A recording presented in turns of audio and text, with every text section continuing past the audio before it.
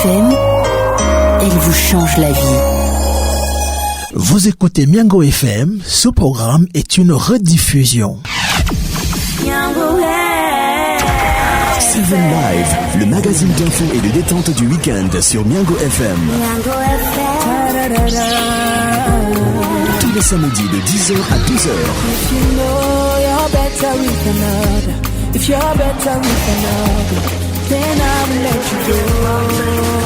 Seven Live. Actualité, rencontres, entretiens, musique, reportages.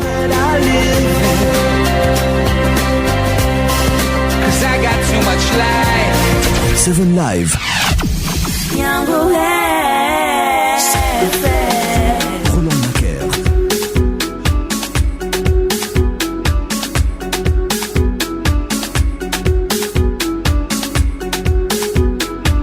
Bonjour amis auditeurs et bienvenue à Seven Live, une tranche d'antenne conçue pour faire le bilan de l'actualité de la semaine, toute la semaine. Seven Live, c'est aussi la détente, tout simplement.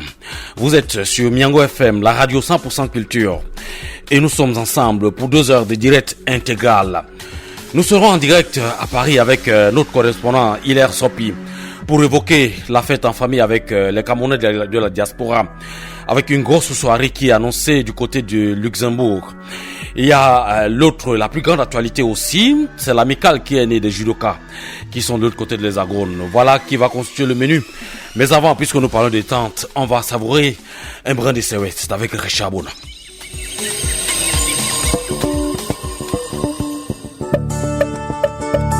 Mbana engingila ye Mbana okwarite owananjom Oikwaripete owanitome Mbana okwarite owananjom Oikwaripete owanitome Unapenda topite na bawananjome Unapenda topite na bawanitome Onjanumene la mola bube aipele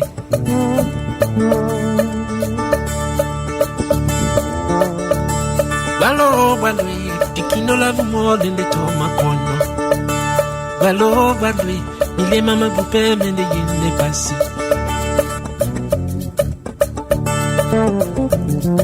Mbana okwarite owananjom Oikwaripete owanetome Mbana okwarite owananjom Oikwaripete owanetome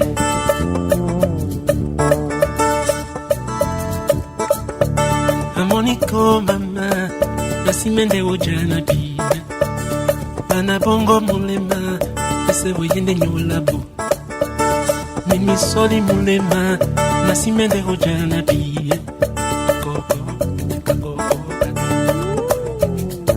Mbana okwarite owananjom Oikwaripete owanetome Mbana okwarite owananjom Oikwaripete owanetome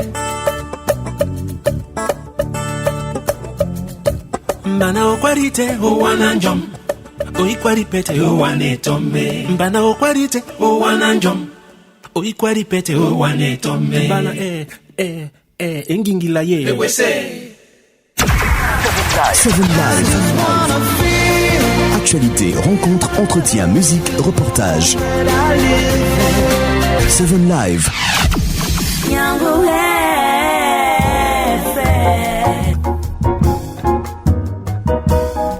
Voilà qui est bien fait avec Richard Bona qui nous a enlevé un peu de lourdeur entre les jambes. Ça valait la peine.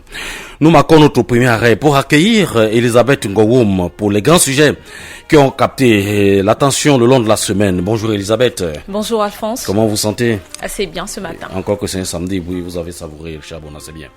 Alors, on parle de la semaine de Miango avec la frénésie de Noël qui s'est véritablement emparée de la ville de Douala avec de nombreuses cérémonies d'arbre de Noël organisées ici et là dans les 4 coins podis de la cité économique. Oui, et nous avons couvert toutes ces cérémonies, ou presque toutes dans tous les cas. Nous étions à l'arbre de Noël de Martin, où les enfants en mobilité réduite ont reçu le Père Noël. C'était au stade Sopo-Priso. Dans la haute de Martin Camus Mime, Père Noël des enfants handicapés, on a surtout retrouvé des béquilles, des chaises roulantes, mais aussi des poupées et autres accessoires pour enfants. C'était une cérémonie très émouvante. Le message de Martin Camus Mime, nous l'avons capté ce jour. Je veux leur dire, c'est d'être comme moi, de se battre, de réussir, de ne pas toujours penser qu'elles ont besoin d'assistance, de leur dire d'abord qu'elles ont besoin de réfléchir, de braver les frustrations et les barrières, et après, bien évidemment, ils réussiront. Moi, c'est le message de solidarité d'abord pour des personnes qui ont accepté m'accompagner. Je leur dis merci. C'est un message de combat dur pour qu'ils puissent réussir. La deuxième escale, c'était à l'hôpital de district de Daïdo. Malgré leur état de santé fragile, les enfants malades internés au service pédiatrie de l'hôpital de district de Daïdo ont également reçu en avance le Père Noël cette semaine. Et pour l'occasion, c'était le docteur Pierre Minton qui s'est déguisé en Père Noël, le directeur de ce centre hospitalier. Il a remis une trentaine de bébés au total, des poupées pour des filles et des voiturettes pour des garçons. Les cérémonies d'arbre de Noël se sont poursuivies dans les différents établissements scolaires et entreprises. Un instant de fête, de convivialité et de partage entre employés et employeurs. Mais lorsque les tout petits s'en mêlaient, l'ambiance était d'un tout autre genre. Nous avons assisté à l'arbre de Noël dans une école maternelle de la place et nous avons aussi été émerveillés d'assister à toutes les prestations de ces tout petits. Il faut dire que c'était des cérémonies d'arbre de Noël couplées à la fin du premier trimestre. Après 3 mois de classe, les différentes représentations scéniques étaient une occasion pour les parents d'évaluer jusqu'ici le parcours de leur bout de chou. Le résultat a semblé satisfaisant pour certains parents. Nous les avons captés. Ils s'expriment bien sûr au micro de Miango FM. C'est une joie immense que de se rendre compte que l'enfant qu'on connaissait tout bébé à la maison, aujourd'hui à l'école, à travers les représentations scéniques qu'il fait, nous permet de savoir, de comprendre que les maîtresses font effectivement un réel travail et abattent beaucoup d'efforts pour que ces enfants-là puissent apprendre beaucoup de la vie et être des grandes personnes comme de demain que nous sommes aujourd'hui. Je suis très contente de ce que le marin a présenté. Moi, en tant que parent, satisfaite, ma fille a dansé.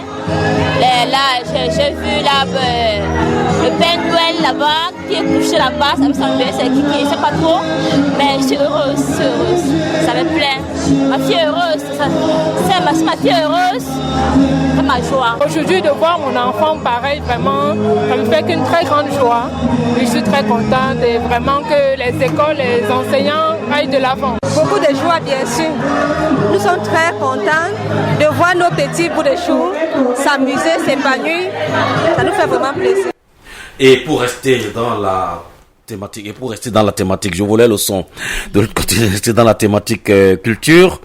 Nous avons surtout traité du marché des arts de Bali qui s'est tenu à la rue française de Douala pendant 3 jours. Tout à fait. Le Bali Arts Market s'est déroulé du 20 au 22 décembre 2016. La rue française de cette zone a été envahie par plusieurs performances artistiques, au premier rang desquelles l'art plastique. Les œuvres de nombreux plasticiens camerounais ont été à la portée de tous, tout en notant que le public a eu la possibilité de discuter avec ces artistes-là. Outre l'art contemporain, il y a également eu des défilés de mode, des concerts live, des projections cinématographiques, la danse de rue. Tout ceci, bien sûr, c'était dans la rue française de Bali. Rapprocher l'art et le rendre accessible pour les populations, voilà la vision du promoteur de cette initiative qui n'est personne d'autre que Kiki Elamé. Nous l'écoutons. On aimerait que ce soit un marché international. On essaie un peu d'apporter ce qu'on a vu chez les autres, chez les voisins, au Gabon, en Côte d'Ivoire, au Sénégal, au Maroc. Il y a des marchés similaires. Et ces marchés nous permettront, nous, d'accéder au monde de la connexion des grands marchés africains et du monde. Pas seulement la vision internationale, mais on a aussi la vision locale. C'est-à-dire qu'il faudrait que les gens du pays puissent se déployer. Quelqu'un qui met le bambou de Fumban, qui a des créations magiques, qui profite de ce marché pour les vendre. On va se déployer de ce côté du carrefour de chez Valère Épée, que tout le monde connaît, venant de Jamaïque à Bar. Vous serez orienté par les totems d'orientation qui seront placés. Il y a un totem qui sera placé devant Média Plus, avec une banderole, une signalétique pour dire que entrez ici. Il y aura des signalétiques pour dire que orientez vers le marché des arts. C'est 2 blocs plus loin. Vous allez voir le grand déploiement de tous les artistes sur tous les murs des riverains. Les plasticiens seront dans les 2 premiers blocs. Le deuxième bloc, ce sera les home designers. Après ce bloc-là, il y aura les stylistes modélistes. Après les stylistes modélistes, on aura le village du festival, c'est-à-dire tout ce qui est restaurant. Ensuite, on a le podium qui est au milieu de tout le mouvement. À l'arrière du podium, on a un grand stand où on aura les streetwear makers, les labels de musique qui seront installés à l'arrière du podium. Nous allons terminer en disant pour la deuxième année consécutive que le quartier Makéa a reçu le prix du quartier le plus propre de Douala deuxième. Effectivement, Douala deuxième qui récompensait donc les quartiers et marchés les plus propres de cette zone-là. Makéa pour la deuxième année consécutive a été sacré quartier le plus propre et a reçu une somme de 2 500 000 francs CFA. Le marché le plus propre revient au marché des femmes, bien sûr. Le marché des femmes a été sacré marché le plus propre et également reçu une modique somme pour encourager, donc une façon pour Maître Denise Fampou d'encourager la salubrité à Douala deuxième. Voilà qui est bien dit. Et j'annonce d'ailleurs dans Seven Live que nous allons recevoir comme invité ce jour Serge Mbela, qui est auteur et puis qui est spécialiste des questions d'hôtellerie et puis qui d'hygiène aussi de qualité.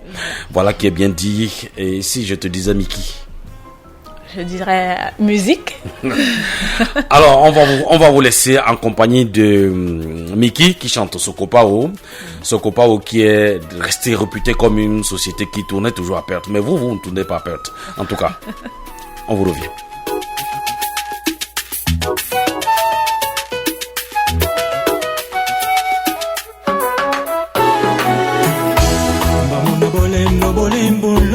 Ebolandolo na bodino e musawe di mo mundi ewolo e mbamuna bolem bolo se bolandolo na bodino e musawe di mo mundi ewolo e mbamuna bolem bololo ya sama mundi mo de musawe di mo bende biadie mbana e musawe di mo bende biadie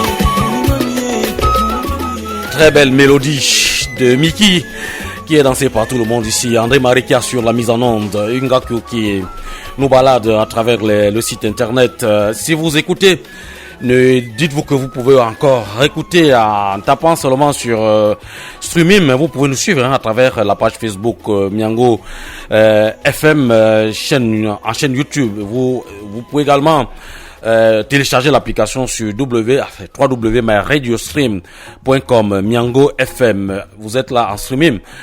Et également, on peut nous écouter de l'autre côté de la diaspora. Il suffit tout simplement de nous appeler. Nous avons des contacts. En France, c'est le 00333 1 848 851 57. Et pour ceux qui sont en Allemagne, c'est le 00 494 079 789 090. En Belgique également, nous sommes au 00332 80 829 24. Et en WhatsApp, vous pouvez exclusivement nous envoyer SMS, c'est le 00237 697 098 942. Oui, voilà, j'y suis. Et d'ailleurs, on vous l'a annoncé dans cette édition que nous recevons comme invité ce jour Serge Mbela. Bonjour Serge. Bonjour Alphonse. Tout à l'heure, on vous a vu vous secouer la tête. Cette musique vous a pénétré certainement. En effet, oui, c'est la bonne musique camerounaise que nous écoutons de temps en temps. Mais c'est important quand même que les Camerounais reviennent aux sources et en écoutant la bonne musique africaine, surtout camerounaise. Alors vous êtes un homme à multiples casquettes. Et sur votre carte de visite, on dit que vous êtes spécialiste sur la question QSE. Oui, QSE, c'est qualité, hygiène, sécurité, environnement. Qu'est-ce que ça englobe? En fait, ça englobe la qualité par exemple, spécialisé surtout sur l'hôtellerie, la restauration. Voilà. Bon, la qualité, c'est déjà avoir la traçabilité des produits qui vont dans l'assiette du client. Également, s'assurer que la préparation est faite dans des normes, dans des bonnes conditions. Donc, ça commence par le choix des produits. Et également, la qualité, c'est dans l'assiette, c'est qu'on sert au client. Et l'hygiène, c'est l'hygiène des personnes, le personnel qui prépare. Si le personnel est en parfaite santé, si le personnel respecte les procédures en ACCP, à la liste des risques et maîtrise des points critiques, si le personnel maîtrise des points critiques dans l'élaboration du plat. Et également, santé, bon, environnement, il faut également tenir compte de l'environnement parce que nous produisons les déchets. À l'extraction, nous produisons les déchets, par exemple les plastiques, les déchets alimentaires, ainsi de suite. Il faut faire un tri sélectif et également faire la séparation, faire une bonne ségrégation pour préserver la nature. Non, observez que lorsqu'on part dans les restaurants, on trouve toujours les femmes qui ont les foulards sur la tête, les messieurs qui ont les chapeaux. C'est un mode ou alors c'est une exigence? C'est une exigence de l'hygiène et de la qualité aussi. Parce que vous savez, les cheveux peuvent se retrouver dans la nourriture, ou bien vous pouvez passer la main sur votre chevelure sans vous rendre compte et toucher également les aliments, vous allez les contaminer. Parce qu'il y a deux types de contamination. La contamination directe, quand vous touchez directement les aliments, ça peut être la contamination croisée. Par exemple, si c'est l'assiette qui est contaminée, bien le plan de travail, vous pouvez contaminer les aliments. C'est pour ça qu'on exige également de porter les gants quand vous manipulez les aliments à consommer. Que ce soit du pain, que ce soit des salades. Quand les aliments ne passent pas par le feu, parce que le feu tue les microbes, à partir de 60 degrés, il faut toujours porter les gants avant de manipuler ces aliments-là.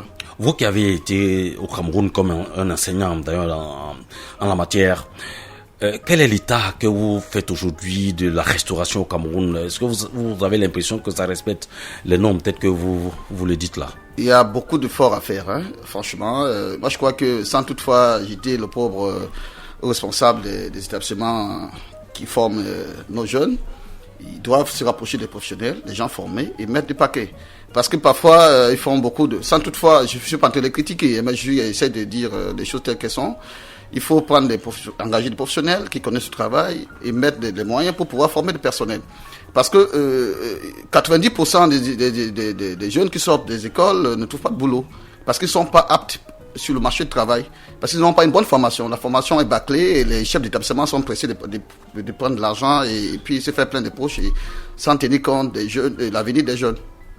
Parce que je sais pourquoi je le dis, parce que moi, ma propre fille, elle a fait des études d'hôtellerie. Ben, c'est un problème que nous avons. Lorsque vous faites un peu de critique, il y en a qui vous répondent que la saleté ne tue pas le noir. C'est pas vrai. Parce que, vous savez, l'espérance de vie au Cameroun, c'est combien? C'est 54 ans. Chez les Occidentaux, aujourd'hui, on tend à 90 ans. Ça veut dire qu'il y a l'hygiène joue un rôle, la santé joue un rôle, l'hygiène joue un rôle dans la santé des individus. Donc, il faut vraiment faire attention. Et là où il y a le plus le mode de transmission des maladies, c'est les mains. Il faut toujours, tout le temps, se laver les mains parce qu'on serre les personnes, on touche les portes qui sont parfois contaminés, et puis on va toucher aux aliments, et après les aliments peuvent être contaminés également et nous rendre malades. C'est pour ça qu'il faut vraiment mettre l'accent sur l'hygiène personnelle, l'hygiène même à la maison. Il faut, par exemple, je vois souvent des personnes vivre dans la promiscuité. Il n'y a pas assez de lumière dans la maison, il y a des ouvertures, il n'y a pas assez d'ouvertures. Les gens oublient de laver, désinfecter les salles de bain, ainsi de suite, parce que c'est là que se trouvent beaucoup plus de microbes. C'est pour ça que nous avons ces problèmes-là. L'espérance de vie est très courte chez les Africains. Voilà qui est bien dit. Nous restons avec vous. On va vous permettre d'écouter un auteur que nous avons rencontré ici même à Miango FM, qui nous a fait l'honneur, n'est-ce pas, d'échanger avec nous. C'est le deuxième arrêt de cette émission qui s'appelle La rencontre littéraire. Aujourd'hui, on va revivre cet instant avec Joseph Mbarga, qui nous parle, qui manie bien la langue. Le vieux homme est amer dans un style d'ailleurs que vous allez écouter, et puis après on revient.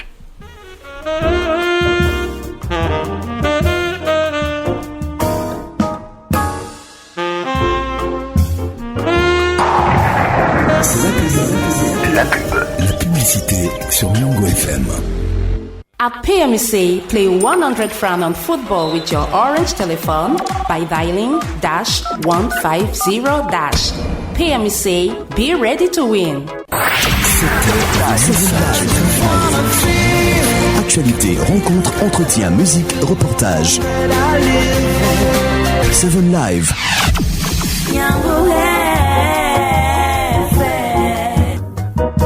Cette semaine encore, nous nous sommes baladés et nous avons rencontré sur notre chemin un auteur.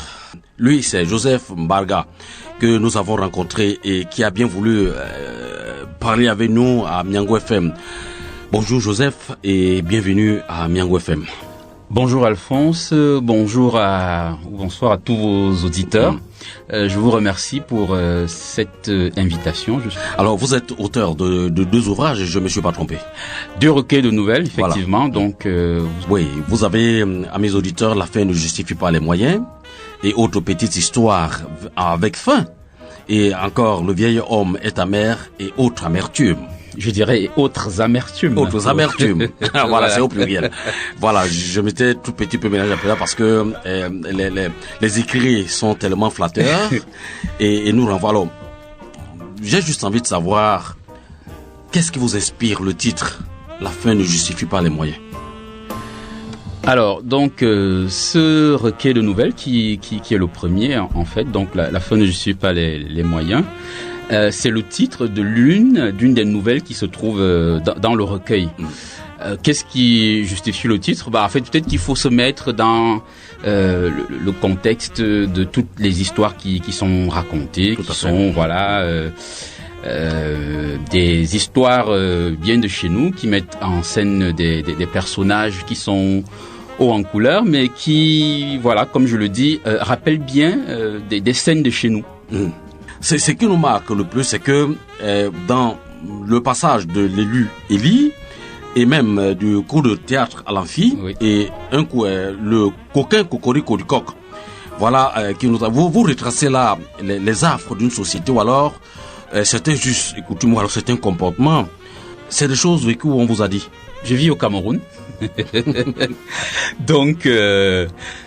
Il y a des choses que je peux vivre moi-même, en marchant en route, en mangeant dans un tourneau d'eau, en écoutant ou même en discutant avec des personnes dans un bar.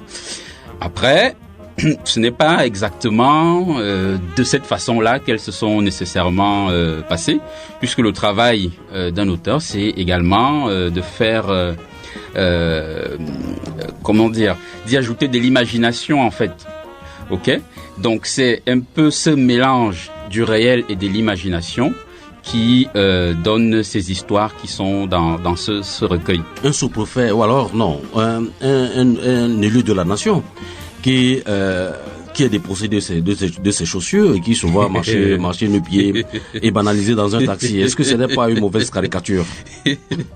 Vous savez, il faut dramatiser aussi des situations pour qu'elles soient intéressantes pour le lecteur, pour l'histoire. Ok.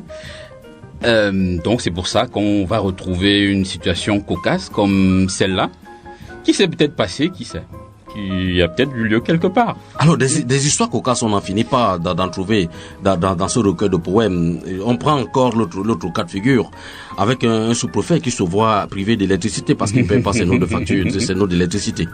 Est-ce que ce n'est pas à peindre négativement comme ça une fonction aussi prestigieuse, très sous-préfet, qui est quand même un représentant d'une grande autorité dans la localité? C'est un chef de terre. Ces histoires, dont dans ce recueil de nouvelles, l'idée c'est aussi à travers de ces différentes histoires qu'on en tire soi-même une leçon, j'allais dire personnelle. Il faut savoir rire de soi. Hein, j'essaie de le faire pour moi-même et donc j'encourage les uns et les autres à faire également. Donc l'idée c'est peut-être de se reconnaître au final. Hein. Ce n'est pas forcément le sous-préfet, l'élu, etc. Mais parce que à côté d'eux, dans ce recueil, il y a également, j'allais dire, des histoires beaucoup plus simples. Oui, voilà. Donc l'idée c'est vraiment que chacun d'entre nous se reconnaisse un peu dans ces situations qui sont cocasses, oui, mais qui devraient, à mon avis, nous inciter chacun à réfléchir. Le coquin cocorico du coq, une histoire de ce policier qui part voler, arracher le coq d'une maman et qui finit toujours par se retrouver chez la fille de cette mère. C'est quoi cette image? Alors, encore une fois, l'idée là, c'est de raconter une histoire et puis de voir quelle peut être la leçon, ok, qu'on peut en tirer sans faire le moraliste. Donc, que le policier, lorsque le policier, on va dire, commet des abus sur la route, il faut peut-être qu'il sache qu'il n'est pas aussi puissant partout, hein, comme voilà, il peut en avoir l'impression sur le moment. Donc voilà, encore une fois, c'est valable pour chacun d'entre nous, quoi. C'est-à-dire que face à des situations, à des situations données, on peut avoir l'impression qu'on a peut-être toutes les cartes en main, mais ce n'est pas toujours le cas. Et donc, pourquoi ne pas adopter un comportement, j'allais dire, normal, correct, ok, et puis que tout se passe beaucoup plus normalement, sereinement pour chacun et pour tout le monde. Nous allons toujours y revenir, et même vous décrivez ici dans l'autre recueil de poèmes les attitudes d'un vieillard qui est âgé et qui ne veut pas entendre parler d'une bibliothèque. Hein? Alors, dans ce deuxième recueil de nouvelles, le vieil homme est ta mère. Voilà, donc c'est lui qui donne également donc le titre à tout le recueil. C'est la première nouvelle du recueil. Effectivement, alors juste une petite parenthèse que là, dans ce recueil de nouvelles, on se retrouve avec des personnages qui sont justement en but à certaines difficultés, hein, certaines dures réalités, j'allais dire là aussi, de chez nous. Et donc, ce qui se passe, c'est qu'il y a un déphasage, un décalage entre leurs rêves, j'allais dire leurs fantasmes et la réalité. Et voilà, c'est un peu ce décalage-là qui permet à ces histoires d'avancer. Donc effectivement, on a un jeune homme qui est passionné de lecture, etc. Très belle histoire. Voilà, et qui veut partager cette passion avec des jeunes dans son village. En passant, ce jeune homme a cherché à trouver un travail sans succès. Et donc, il se rappelle cette passion de la lecture. Et voilà, et il veut la partager avec des jeunes voilà, dans son village. Sauf qu'il se heurte à une opposition, mais vraiment très virulente, d'un vieillard pour le coup, qui est là au village après une vie active, j'allais dire riche, et en contradiction avec cette vie-là, il se met vraiment sur le chemin de ce jeune homme qui veut donner vie à ce projet. Voilà, donc c'est ce choc, c'est cet antagonisme-là qui est décrit dans ce recueil de nouvelles. J'allais dire dans cette nouvelle précise. Pour la petite histoire, j'allais dire aussi qu'en écrivant cette histoire, j'avais en tête la citation. Je crois que c'est Amadou Ampateba qui disait que quand un vieillard meurt, c'est une bibliothèque qui se brûle. Voilà. Alors, je m'étais un peu demandé, mais est-ce que quand un vieillard meurt, une bibliothèque doit brûler? Donc, si vous avez lu le recueil, voilà, vous voyez un peu comment ça a un lien avec cette histoire. Encore que l'image à la une, si on était à la télévision, les auditeurs allaient voir. L'image à la une est tout à fait symbolique. Un vieillard qui tient la canne et qui se cache derrière la Isostine. Le prochain titre sera quoi? Le prochain titre, laissons-le maturer et puis on saura le moment venu. On n'entre pas dans les secrets de la littérature et puis des recueils de nouvelles. Où est-ce qu'on peut les trouver, les livres? Alors, ce qu'il faut dire, c'est que ces livres, au départ, c'était des recueils numériques. Oui. Parce que j'étais aussi dans une démarche de promotion du numérique, travaillant un peu dans ces domaines-là. Je me dis encore, mais j'ai mis un peu d'eau dans mon vin, qu'il faut vraiment pousser le numérique. Et donc, ces livres sont sur les plateformes numériques, en ligne sur Amazon, etc. Là, actuellement, ils seront à nouveau disponibles, mais vraiment celui qui veut lire immédiatement les retrouvera en version numérique sur Internet. Et ceux qui sont pas trop connectés à l'Internet, il y a les gens dans la ceux qui sont pas connectés, voilà, lorsqu'ils seront à nouveau disponibles, voilà, dans le stock épuisé, on va dire ça. Vous êtes un homme riche parce que j'ai dit tout à l'heure que le livre ne nourrissait pas son homme, mais vous avez épuisé quelles étaient les quantités? Alors, je n'ai pas les chiffres en tête. Amis auditeurs, vous aurez constaté vous-même, on est en plein dans le rire, mais un rire instructeur tout de même, parce que les images qui défilent devant nous et dans ces ouvrages appellent quand même à un sens de responsabilité, à s'interroger sur le comportement des uns des autres par rapport à la société en telle que nous regarde. Vous avez aussi pensé à écrire pour la jeunesse qui est dans une sorte de dépravation de mœurs aujourd'hui caractérisée. Vous y avez pensé? Moi, vous êtes tout aussi jeune, hein? Oh non, pas autant que je sais de façon précise à quel jeune vous pensez, quoi. Non, c'est jeunesse Android. Voilà, la jeunesse Android. Non, mais ce que j'ai envie de dire, c'est que de façon globale, il faut un peu se garder, comment j'allais dire, d'un jugement péremptoire. Péremptoire, oui. Parce que, à mon avis, il y a toujours, ça, c'est un peu un conflit des générations, j'allais dire permanent. Ce qui est sûr, c'est que nous autres, effectivement, quand on regarde un peu un certain nombre de choses aujourd'hui, on les questionne et tout, mais je pense que c'est aussi comme ça que les aînés questionnaient nos habitudes, nos manières etc. de faire, ouais. Oui. Peut-être que là aujourd'hui vous faites peut-être vous parlez de musique en particulier, etc. Ouais, je suis personnellement dubitatif par rapport à certaines choses que j'écoute.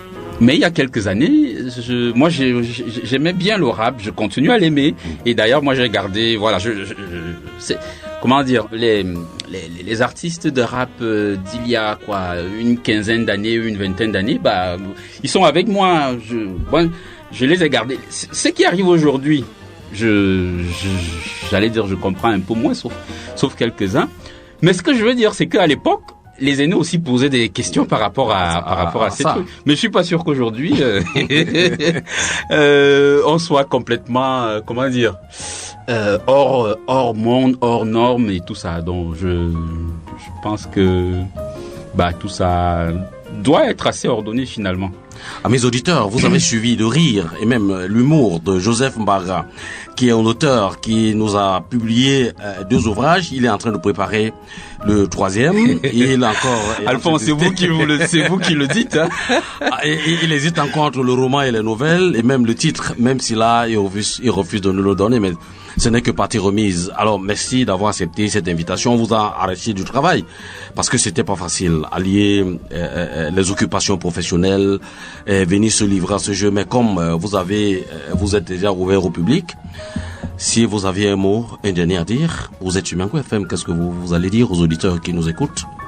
D'abord, merci à vous, Alphonse, à toute l'équipe et donc à Miango FM. Aux auditeurs, évidemment, de rester scotchés sur Miango FM, qui est la radio. Alors, je sais pas quelle est votre devise, mais franchement, je trouve que c'est particulièrement... 100% culture. Voilà, 100% culture. C'est important.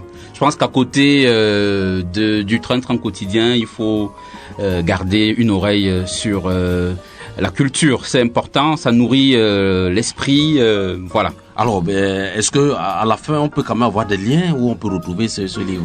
Oui, il suffit de taper mon nom, par exemple, Joseph Mbarga, ou bien la fin ne justifie pas les moyens, fin AIM, donc sur Amazon, pour ceux qui ont des tablettes ou oui, ils en ont sûrement. Il y a les étudiants à l'université de Douala qui peuvent avoir fait des travaux de recherche, surtout en sociologie. Voilà. C'est pour ça que j'insistais tout à l'heure sur... Alors, il faut vraiment aussi comprendre qu'on va vers le numérique. Pour moi, c'est aussi un combat important, surtout dans nos géographies où finalement, ce serait plus simple, par exemple, de lire sur un téléphone, voilà, ou sur une tablette. Mais bon, on en reparlera sans doute une autre fois. Voilà. Merci d'être venu. Merci à vous. Et bon samedi. Merci. Au revoir.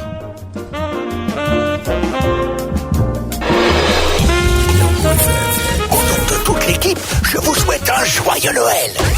Noël cette année, c'est pas dans la cheminée, c'est dans la radio. Miango FM. Joyeux Noël. 88.4. Voilà. Joyeux Noël à tous.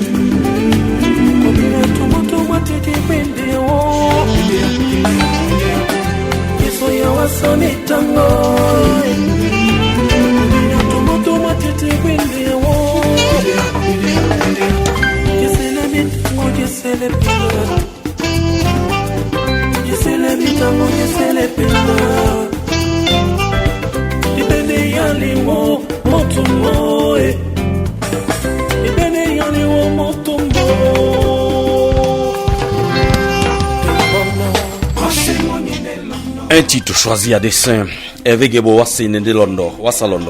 c'est le titre. Pour revenir avec Serge Rwembela, vous avez 2 précieux ouvrages que j'ai devant moi, Destin brisé, vie dévastée. Vous parlez d'une chirurgie réparatrice et une homélie pour femmes violées, battues et excisées.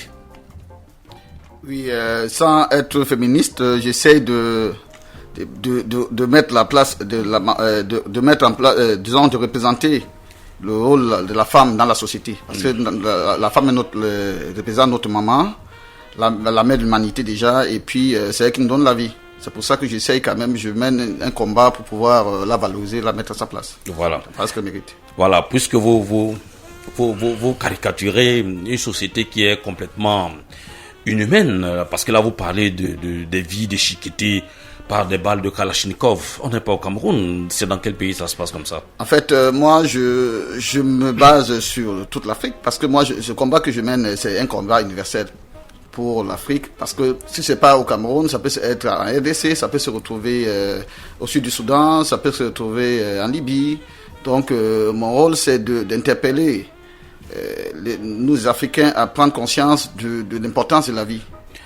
Une grande coïncidence en ce moment, parce que vous publiez ce livre en février 2016, vous vous retrouvez en Guinée-Conakry, où la situation politique n'est pas toujours gaie, et même la situation sociale. C'est ce que vous avez vécu, ou alors une simple imagination? C'est une simple imagination. Je suis déjà en Guinée-Conakry depuis 2011. Donc je travaille là-bas depuis 2011. J'ai souvent vécu des situations assez rocambolesques. Par exemple, quand il y a parfois les conflits ethniques, et parfois c'est souvent violent. Mais pourquoi vous pensez que c'est toujours les femmes qui vivent les pires atrocités, alors que la guerre elle est totale? Vous pensez que les hommes sont épargnés? Oui, en fait, très souvent c'est les hommes qui font la guerre, parfois qui entraînent les femmes à les suivre. Et la femme, pour atteindre un homme, pour atteindre une famille, on touche à la femme. La femme qui est vraiment, je peux dire, le épicentre d'une famille. Parce qu'on pense toujours que c'est l'homme, mais c'est la femme. La femme qui contribue à élever, qui élève les enfants, qui donne l'éducation aux enfants. Parce que l'homme est toujours à l'extérieur à chercher l'argent. Quand il rentre le soir, il est fatigué. Il n'a pas le temps de s'occuper vraiment des enfants. C'est la femme. C'est pour ça que je pense que la femme est au centre. On doit mettre nos mamans. Et la preuve, c'est que quand on perd sa maman, on sent qu'on a perdu une partie très importante de sa vie qu'on ne va jamais récupérer. Donc, je pense qu'à mon avis, la femme doit être... Je crois qu'après Dieu, la femme doit être vénérée. Lorsque vous nous amenez, vous nous baladez dans des problèmes, dans des sujets aussi captivants, c'est quel message que vous voulez adresser à l'Afrique? En fait, vous savez, l'Afrique est un continent qui connaît de gros problèmes séculaires. Donc, mon rôle, c'est d'amener les Africains à redoubler d'efforts et d'afficher une volonté politique à toute épreuve pour pouvoir remonter toutes ces difficultés que nous avons. Parce que les Africains pensent toujours que le bonheur c'est de l'autre côté. Alors qu'on peut réussir dans son pays, on peut réussir étant chez soi, en se donnant des moyens, en travaillant dur. On peut y parvenir. Et nous devons également être fiers. Je mène un combat pour la dignité africaine, pour que les Africains soient fiers, qu'ils soient fiers d'être noirs, d'être africains, et de savoir qu'ils ont un rôle à jouer, un rôle très important à jouer pour le devenir du monde, pour l'avenir du monde. Ben, il n'y a pas que les guerres, il y a les épidémies de toutes sortes. Pourquoi vous pensez seulement que le guerre dépasse le sida ou alors le paludisme qui tue une personne chaque minute? Non, je ne parle pas que de guerre. Disons, mon prochain roman déjà, je peux vous donner le titre, Une vie en fumée, je parle d'Ebola, Ebola qui est survenu en Guinée. Donc, j'essaie de parler de tous les faits, tous les fléaux de la société. Et j'essaie de parler des fléaux et d'apporter des solutions, ma petite contribution pour pouvoir trouver des solutions et sensibiliser des personnes. Puisque vous êtes dans la sensibilisation, l'autre ouvrage, vous parlez de mes derniers instants. Et puis vous dites tragique destinée de l'humanité. Des destins qui sont brisés, les vies dévastées. Quoi? C'est toujours les mots chocs. En fait, je trouve toujours des titres chocs parce que vous savez, il faut toucher l'humain. Parce que qu'est-ce que j'ai constaté? L'être humain est devenu... permettez-moi une minute, là. On vous le permet, CGV. Oui.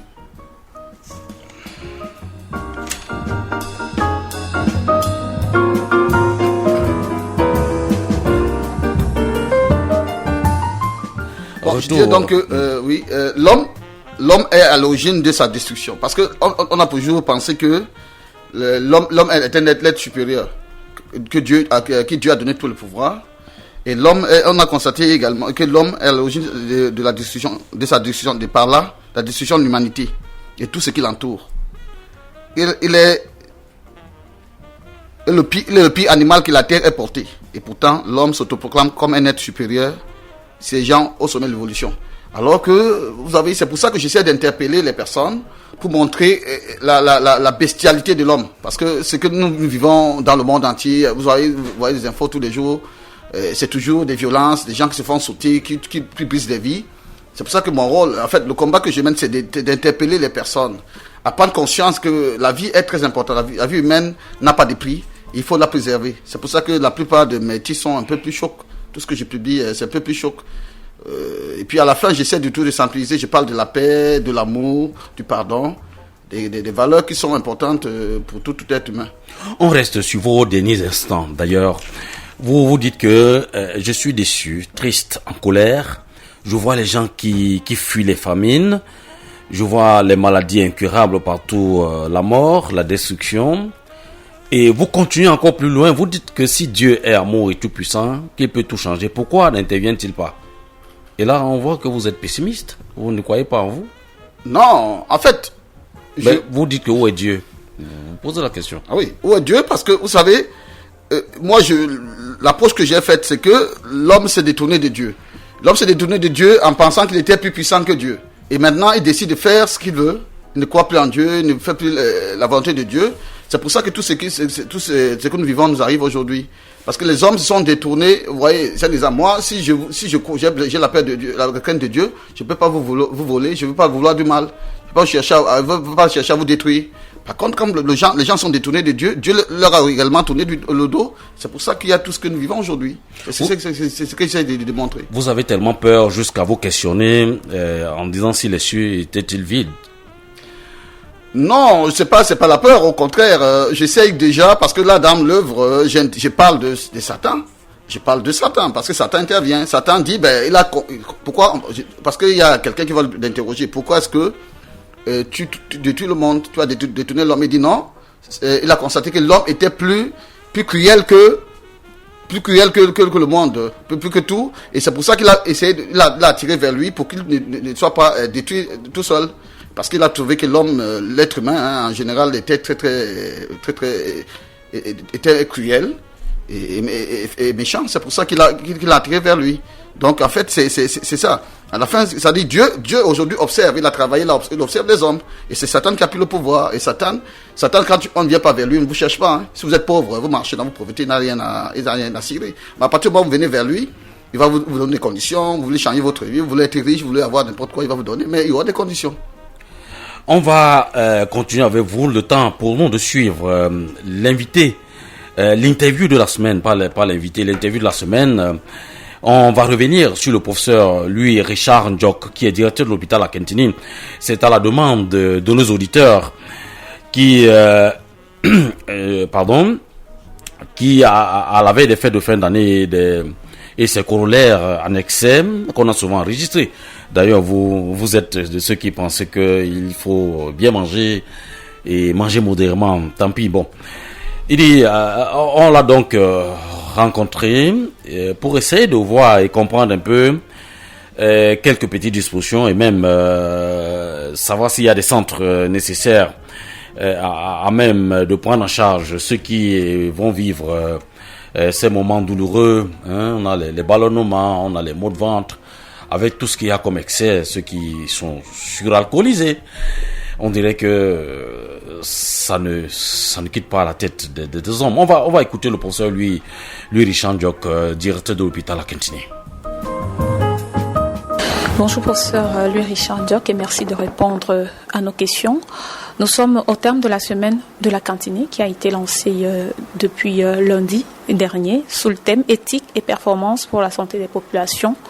Première question, professeur, pourquoi organiser toute cette semaine?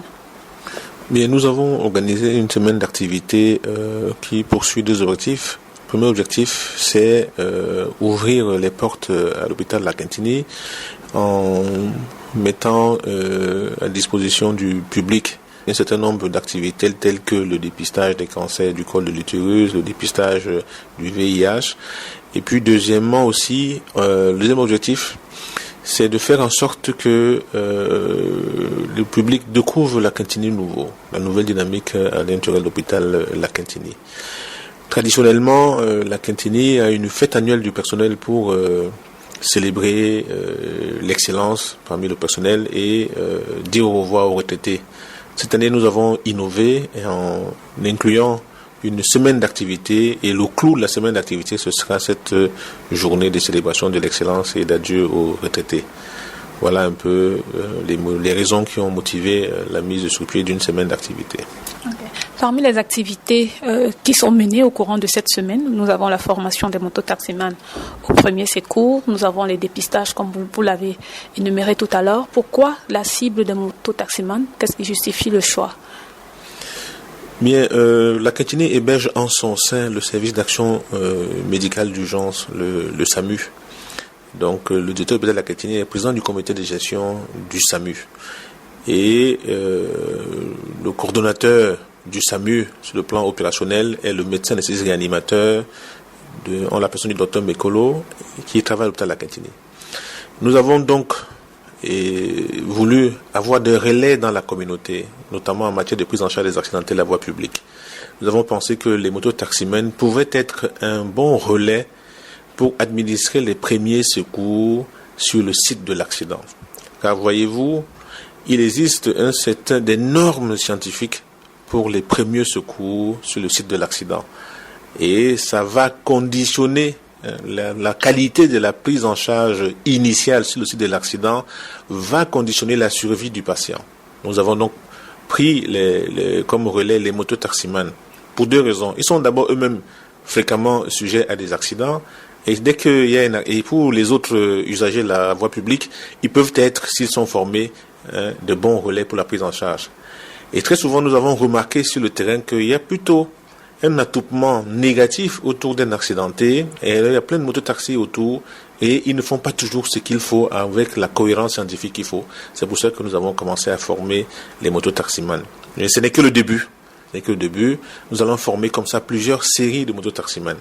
Mais aussi, nous qui, en milieu hospitalier, prenons en charge les traumatisés crâniens. C'est pour nous le moment de sensibiliser les mototaximans au port obligatoire du casque, leur expliquer les bienfaits du port obligatoire du casque. Ça ne leur a jamais été enseigné sur le plan médical, sur le plan aspect médical. C'est peut-être une injonction de la loi, mais nous pensons que quand un mototaximan est formé, il devient responsable de sa vie et de la vie des autres. Et donc, c'est comme ça que nous voulons faire passer le message le message de la prévention, pour qu'en milieu hospitalier, nous n'ayons pas à prendre en charge des cas graves et désespérés. Okay. Ça, c'était ce qui concernait les mototaximans. Qu'en est-il du personnel de l'hôpital à Cantigny? Est-ce que des sessions de formation sont ici administrées? Parce qu'on sait qu'après la tragique histoire de Monique, l'hôpital à Cantigny a eu une renommée vraiment très triste, on va le dire comme ça. Quelles sont les mesures qui ont été mises en place pour que le renouveau de la Cantigny soit aujourd'hui vivable par tous? Oui, dans le cadre de la semaine, à l'attention du personnel de l'hôpital de la Cantigny, nous avons organisé une session de formation à l'accueil. C'est une activité éminemment importante parce que elle est le reflet de l'empathie, de l'humanisme et du personnel de soins.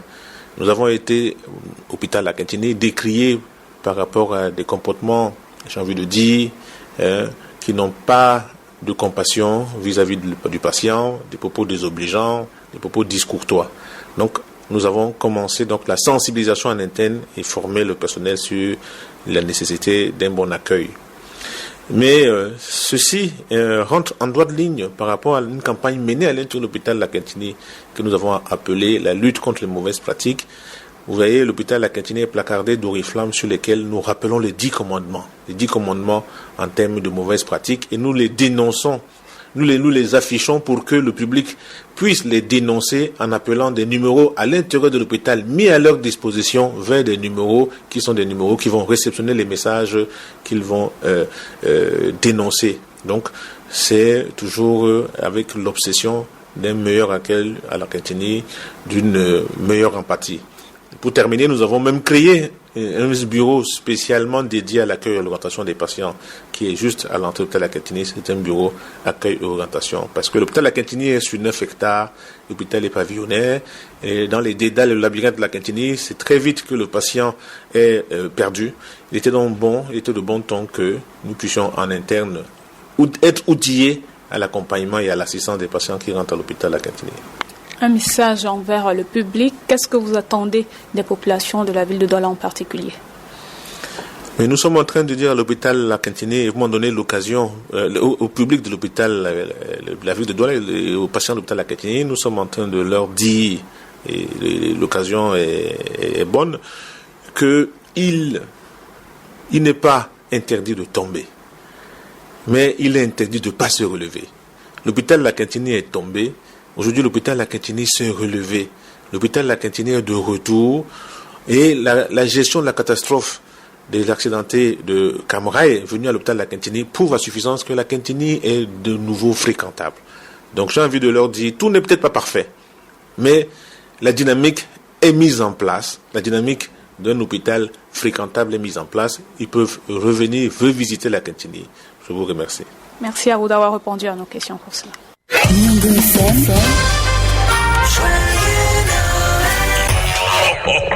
Avec Miango FM, elle change tout sur son passage. Joyeux Noël!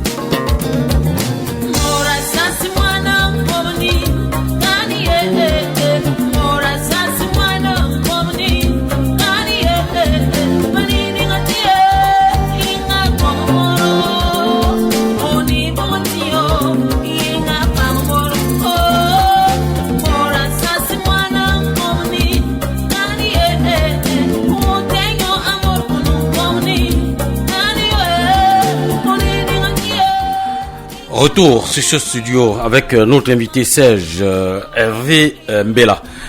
Serge, vous avez suivi le directeur de l'hôpital La Quintinie, qui est d'ailleurs un médecin. Vous avez un commentaire? Oui, je pense qu'il y a beaucoup de choses qui sont en train d'être faites. J'essaie de suivre ça, même étant à l'étranger, j'essaie de suivre ce qui se passe, l'actualité de Cameroun. J'ai suivi un peu ce qui a été, les efforts qu'ils ont fournis lors de l'accident qui s'est passé à l'accident de Camraille. J'ai vu ce qui a été fait, c'est bien. C'est bien également, parfois, mais il ne faut pas toujours attendre qu'il y ait un problème pour qu'on réagisse. Je crois que c'est le fort chez nous au pays. Il faut d'abord qu'il y ait un danger. Par exemple, je vois quand la route il y a un trou sur la route, il faut d'abord qu'il y ait un accident pour qu'on puisse prendre des mesures.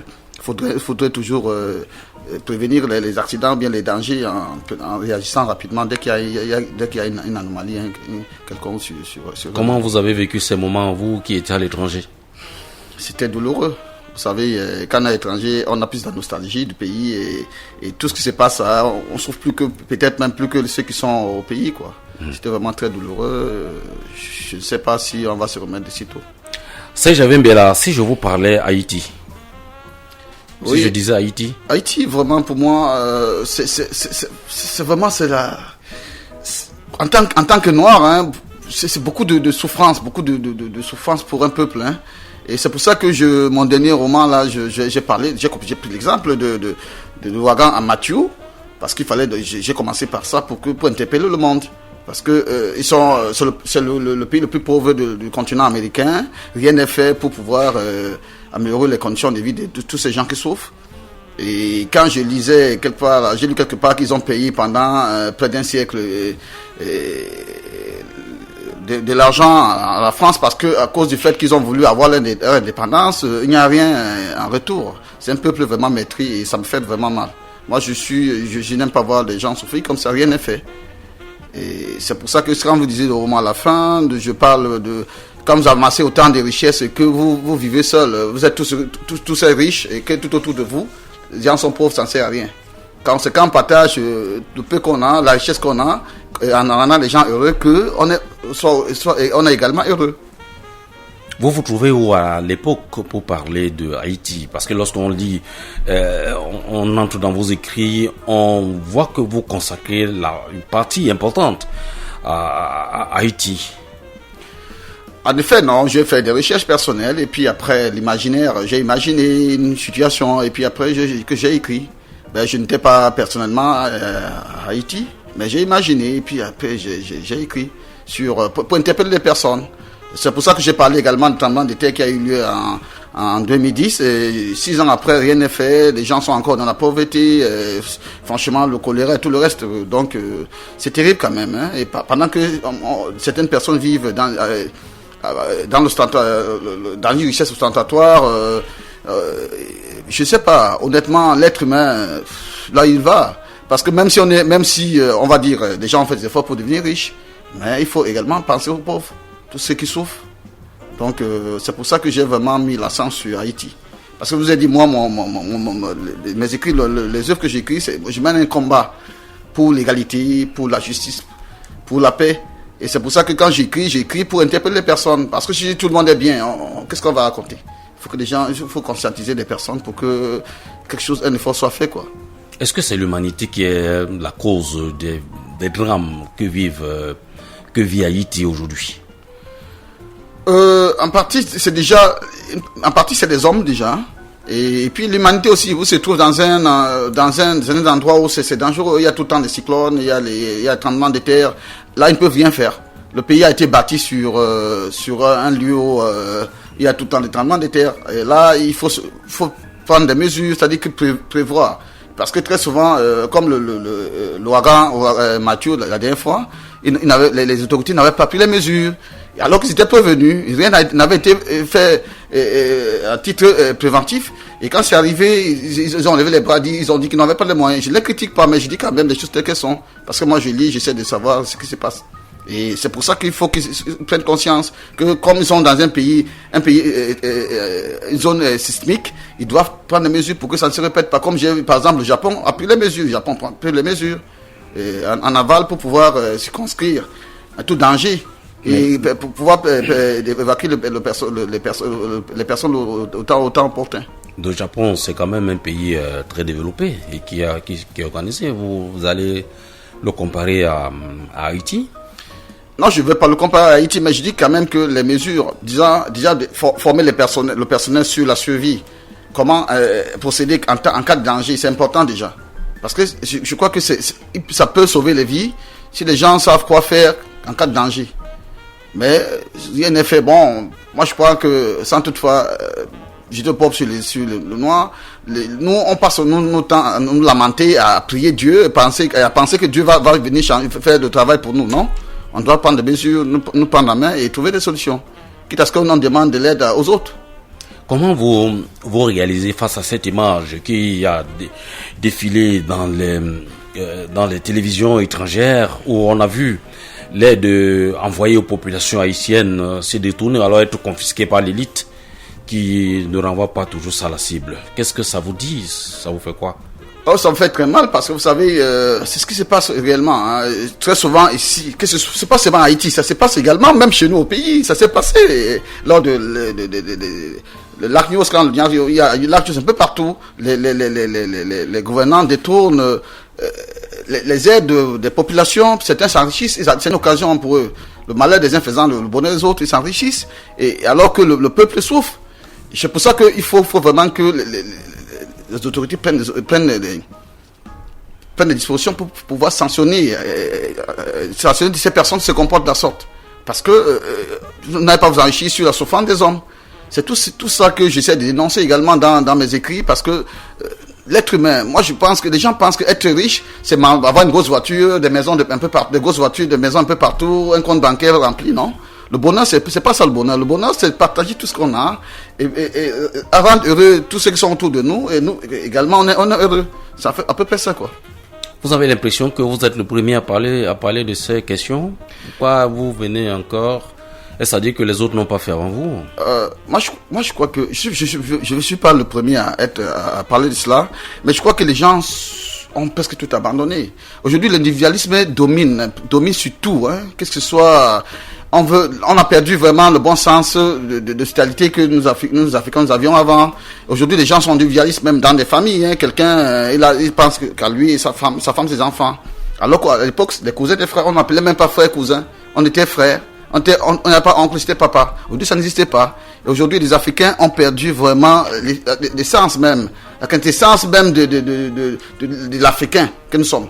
C'est pour ça que j'essaye de ma part d'interpeller les personnes.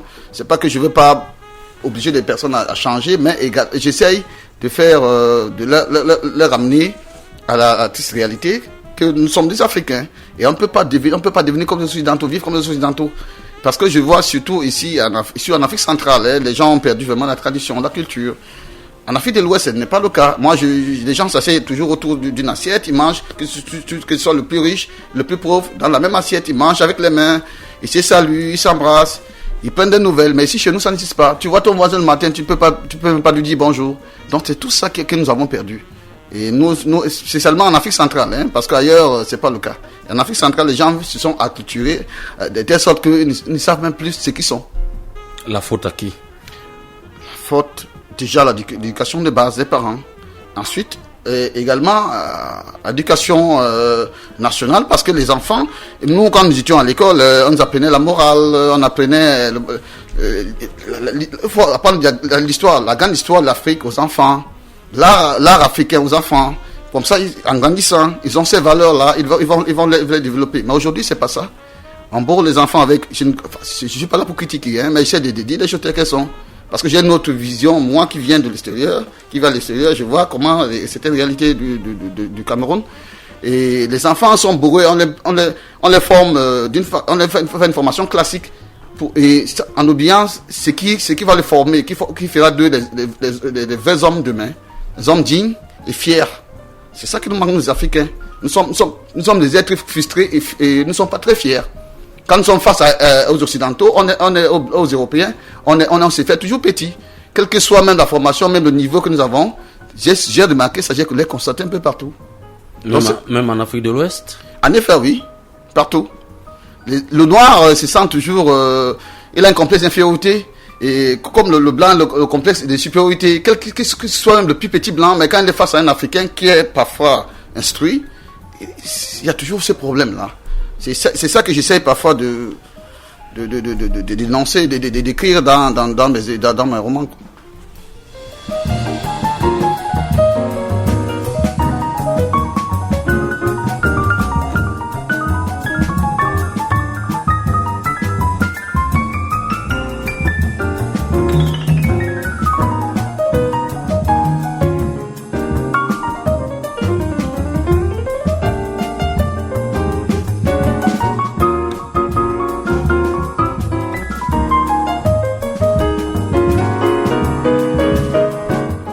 Vous êtes sur 7 Live, 2 heures de direct intégral.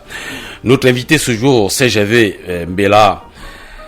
Dites-moi, lorsque vous sillonnez le monde, vous sillonnez l'Afrique déjà, quelle est la première image qui vous vient à l'œil, vous qui avez un œil si regardant, si critique? Vous êtes allé en Conakry, en Guinée-Conakry, vous avez fait beaucoup de temps, vous y êtes allé en Guinée équatoriale, vous y êtes allé en ceci, en ceci. Quelle est l'image qui vous vient lorsque vous rentrez au Cameroun? L'image la première. Déjà, je vois, je suis content. Depuis que je suis arrivé la semaine dernière, j'ai constaté que nous avons, comment on appelle encore, c'est une sorte d'autoroute, franchement, qui arrive au Cameroun, c'est vraiment quelque chose. Tout à l'heure, quand j'arrivais là, j'étais content de conduire là. J'ai dit, mais merde, nous sommes déjà en train de devenir comme en Europe là. Je pars de chez moi, je fais 20 minutes pour arriver à Bonandior, alors qu'il fallait une heure et demie. Je crois qu'il y a beaucoup de choses qui sont en train d'être faites. Vous savez, quand la route passe, le vent suit. Et je pense que beaucoup de choses vont être faites. Les Camerounais doivent rentrer et investir dans leur pays. Parce que les Camerounais sont ils ont beaucoup de potentialités, ils sont très intelligents. Et malheureusement, certains pensent souvent quand ils sont à l'étranger que bon, ils ont tourné la page. Le pays, le Cameroun, ça ne leur dit plus rien. Vous questionnez beaucoup l'humanité. Et du coup, nous, on a envie de vous poser la même question. Que devons-nous faire pour sauver l'humanité dont vous semblez dire qu'elle est malade? Oui, déjà pour sauver l'humanité, nous devons devenir des humains. Parce que beaucoup de personnes ont perdu le sens de l'humanité en eux. Et nous devons devenir des humains, aimer notre prochain, et être serviable, être disponible pour les autres. Et également préserver l'environnement, parce que c'est important également. Si rien n'est fait d'ici 50 ans, nous-mêmes nous pourrons disparaître. D'ici 50, 100 ans, nous allons disparaître. Parce qu'il faut préserver l'environnement. Aujourd'hui, on interdit les plastiques. Moi, j'étais surpris hier, excusez-moi, je vois encore dans les marchés les plastiques qui traînent de gauche à droite. Un plastique, ça fait 1000 ans pour être détruit. Vous imaginez combien de siècles? Et pour qu'un plastique puisse disparaître, mais c'est toujours dans des marchés. Les gens ne respectent pas la préservation des forêts. Les forêts sont dévastées. Et donc, à la fin, tant que les gens ne prendront pas conscience de leur rôle, pour la destruction de la terre, de l'environnement, l'humanité sera en danger. Puisque vous parlez de ça, de la destruction des mangroves, de ceci, qu'est-ce que les populations qui vivent, vous pensez qu'il faut pallier ça? Ils vont faire comment? Déjà, il faut les sensibiliser, également les trouver d'autres moyens pour pouvoir éviter de détruire la forêt. C'est-à-dire que le pouvoir public, il y a un ministère de l'Environnement. Je crois qu'il y a un ministère de l'Environnement. Son rôle, ils peuvent avoir des gens sur le terrain, essayer d'évaluer les risques que ces populations-là causent à l'environnement et les apporter des solutions. Il y a beaucoup de solutions qu'on peut apporter. Par exemple, le bois de chauffe que les gens découpent tout le temps, on peut réduire cela en utilisant par exemple de la suire de bois ou bien autre chose. Donc c'est à l'État de trouver des moyens. Et maintenant, vous dites les plastiques qui servent d'emballage. Vous êtes pour ceux qui pensent qu'il faut prendre les feuilles de bananier ou alors je sais pas, pour emballer la viande ou pour emballer du riz. Non, moi je suis pas. Moi je suis pas pour qu'on prenne des feuilles de banane, mais il y a des plastiques bio dégradables qu'on peut mettre sur le marché, même si on l'achète. On va l'acheter peut-être à 100 francs ou 200 francs, mais c'est important de penser vraiment à l'environnement. C'est ça. Moi, je vis dans des villes, là, dans des pays, je ne vais pas citer de nom. Hein. Oh, vraiment, je vous dis, en saison de pluie, quand la pluie commence, ça bloque partout. Hein, les bouchons, les bouteilles de vide en plastique, les plastiques, tout ça, ça devient... c'est non de toute la ville. Donc, c'est important. C'est un problème majeur. Hein, mais il y a des entreprises à un moment qui ont opté pour la récupération de ces bouteilles plastiques, mais qui est une opération qui n'a pas toujours trouvé l'assentiment, l'engouement de la population. Comment vous justifiez cela? Mais, en fait, il faut déjà sensibiliser les personnes à l'importance de la sauvegarde de l'environnement, parce que c'est important de les sensibiliser. Sa sensibilisation, c'est important. On peut organiser, par exemple...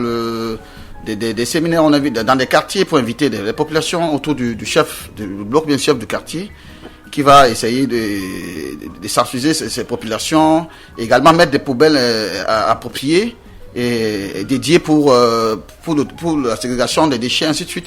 Également, parce que moi j'ai constaté même dans mon quartier, quand ils arrivent, même quand on fait de la ségrégation, quand ils ramassent tout à la fin, ils mélangent tout dans les bennes. Et puis après, je ne sais pas s'ils vont faire la ségrégation. C'est ça la. Il y a un centre de tri là-bas, il faudrait y aller pour voir comment ça se passe. Alors vous investissez beaucoup, vous parlez des calamités, des excisions, des maladies incurables, la misère, la famine. Et du coup, il n'y a rien de positif sur Terre, finalement. Non, c'est pas ça, en fait. Puisque à la conclusion de toutes mes œuvres, j'apporte toujours des solutions. J'essaie toujours de proposer comment faire pour pouvoir vivre sereinement. En fait, c'est ce qu'il faut quand même, faut frapper fort. Hein. Il y a des gens, je vous dis honnêtement, il y a beaucoup de gens qui suivent les informations. Hein. Et puis quand ils suivent les informations, ils sont fatigués de voir les mêmes choses tous les jours.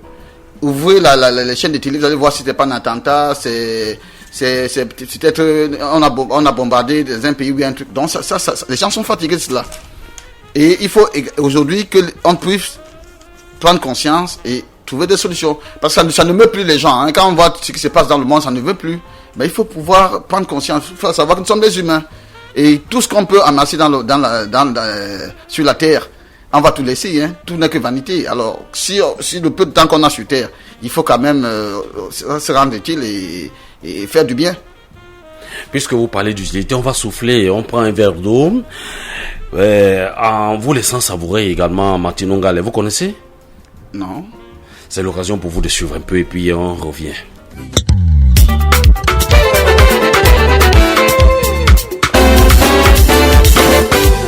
Cathy c'est ma copine, je croyais que j'étais propriétaire. Pourtant non, je ne suis qu'un locataire. Quand elle vient chez moi, au retour elle s'arrête chez Bobby. Moi croyant qu'elle est déjà rentrée chez elle.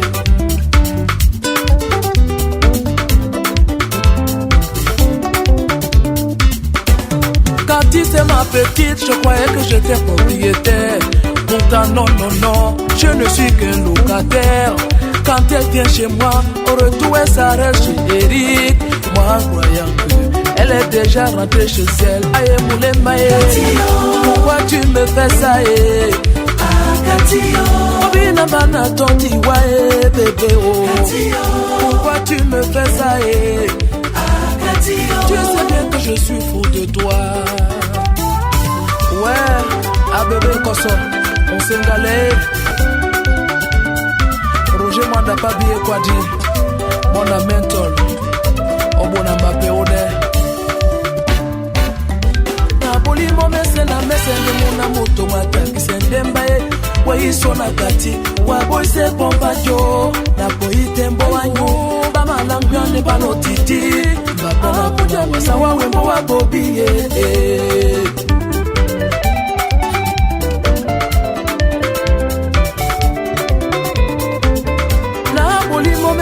Mesende kuna moto mata kisende mbae we sona kati wa boy se bomba jo na boy tembo wango pa malangyane ba notiti kapena kuja na soke nebo wa Erike aye mule mae pourquoi tu me fais ça obina bana tonti wa bébé oh pourquoi tu me fais ça wa bonne barresse m'appelle Kateri Adora Deka Wapesenga Mtakawa. Mon ami, si tu aimes une femme, ne te crois jamais propriétaire. Prends seulement un peu, même si tu paies le loyer. Parce que quand elle vient chez toi, retour elle est dans les mapanos. Toi croyant que elle est déjà rentrée chez elle. Cathy Nyamie, Cathy Nabwende Neni. C'est là où on est nyami que we na bébé. Bana Cathy, wanawa, Bana Cathy. C'est na Cathy et ponde nyongo ke wa bébé. C'est na Cathy et ponde nyongo ke wa bébé. Les moments wa potide, atiti pe nyongo les moments wa potide, soumande moulema Maître Pierre Choumo, qui Laurent Fonjo. Steve Njo, on ok.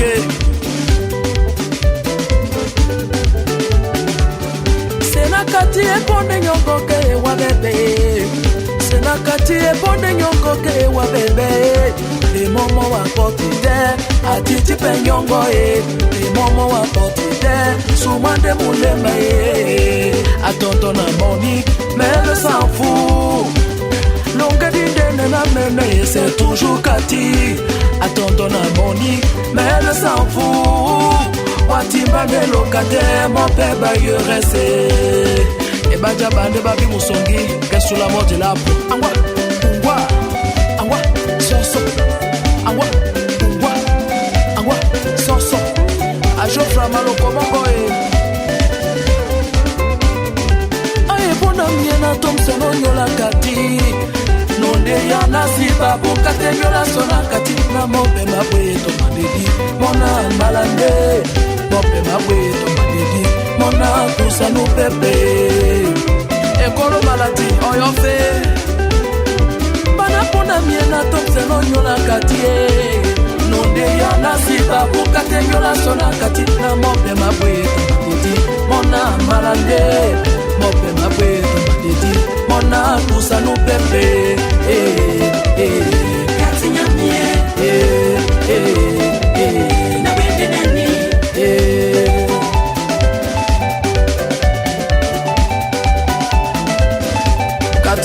mame oetatande timba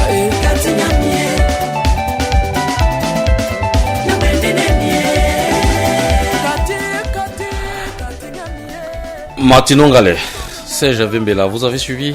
Oui, j'ai suivi, voilà, il passe mon message. Alors, vous faites vous-même le tour de l'Afrique, mais vous faites semblant d'ignorer les problèmes de l'heure qui sont l'insécurité. En Afrique de l'Ouest aussi, on en parle, non? En effet, oui. Il y a un problème de sécurité, c'est partout. Avec le Boko Haram qui est au Cameroun. Boko Haram. Un prochain roman pour ce fléau aussi. Ah oui, en fait, oui, c'est en préparation déjà, c'est dégâts collatéraux, c'est le titre du roman. Les dégâts collatéraux. Ouais.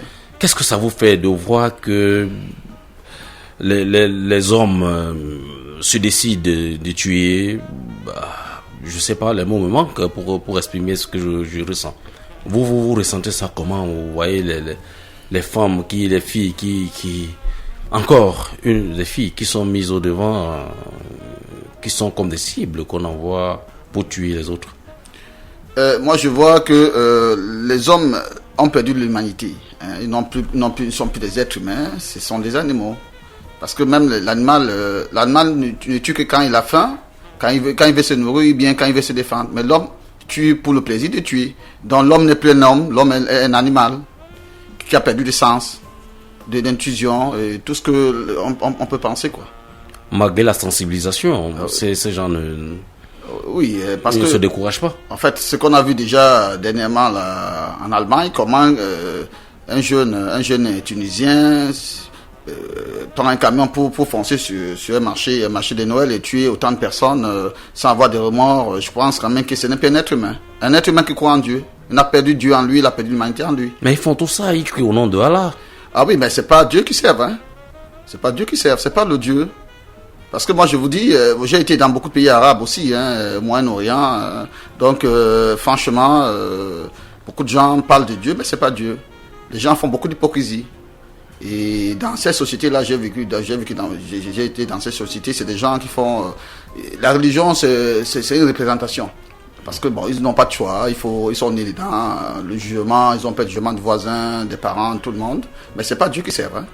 C'est pour ça que voyez, tout ce que dans mes écrits, je parle de Dieu. Parce que beaucoup de gens ne parlent pas de Dieu. Ils parlent de Dieu, mais c'est pas c'est le même Dieu que nous croyons. Et c'est pour ça que vous posez cette question de savoir si Dieu est là-haut.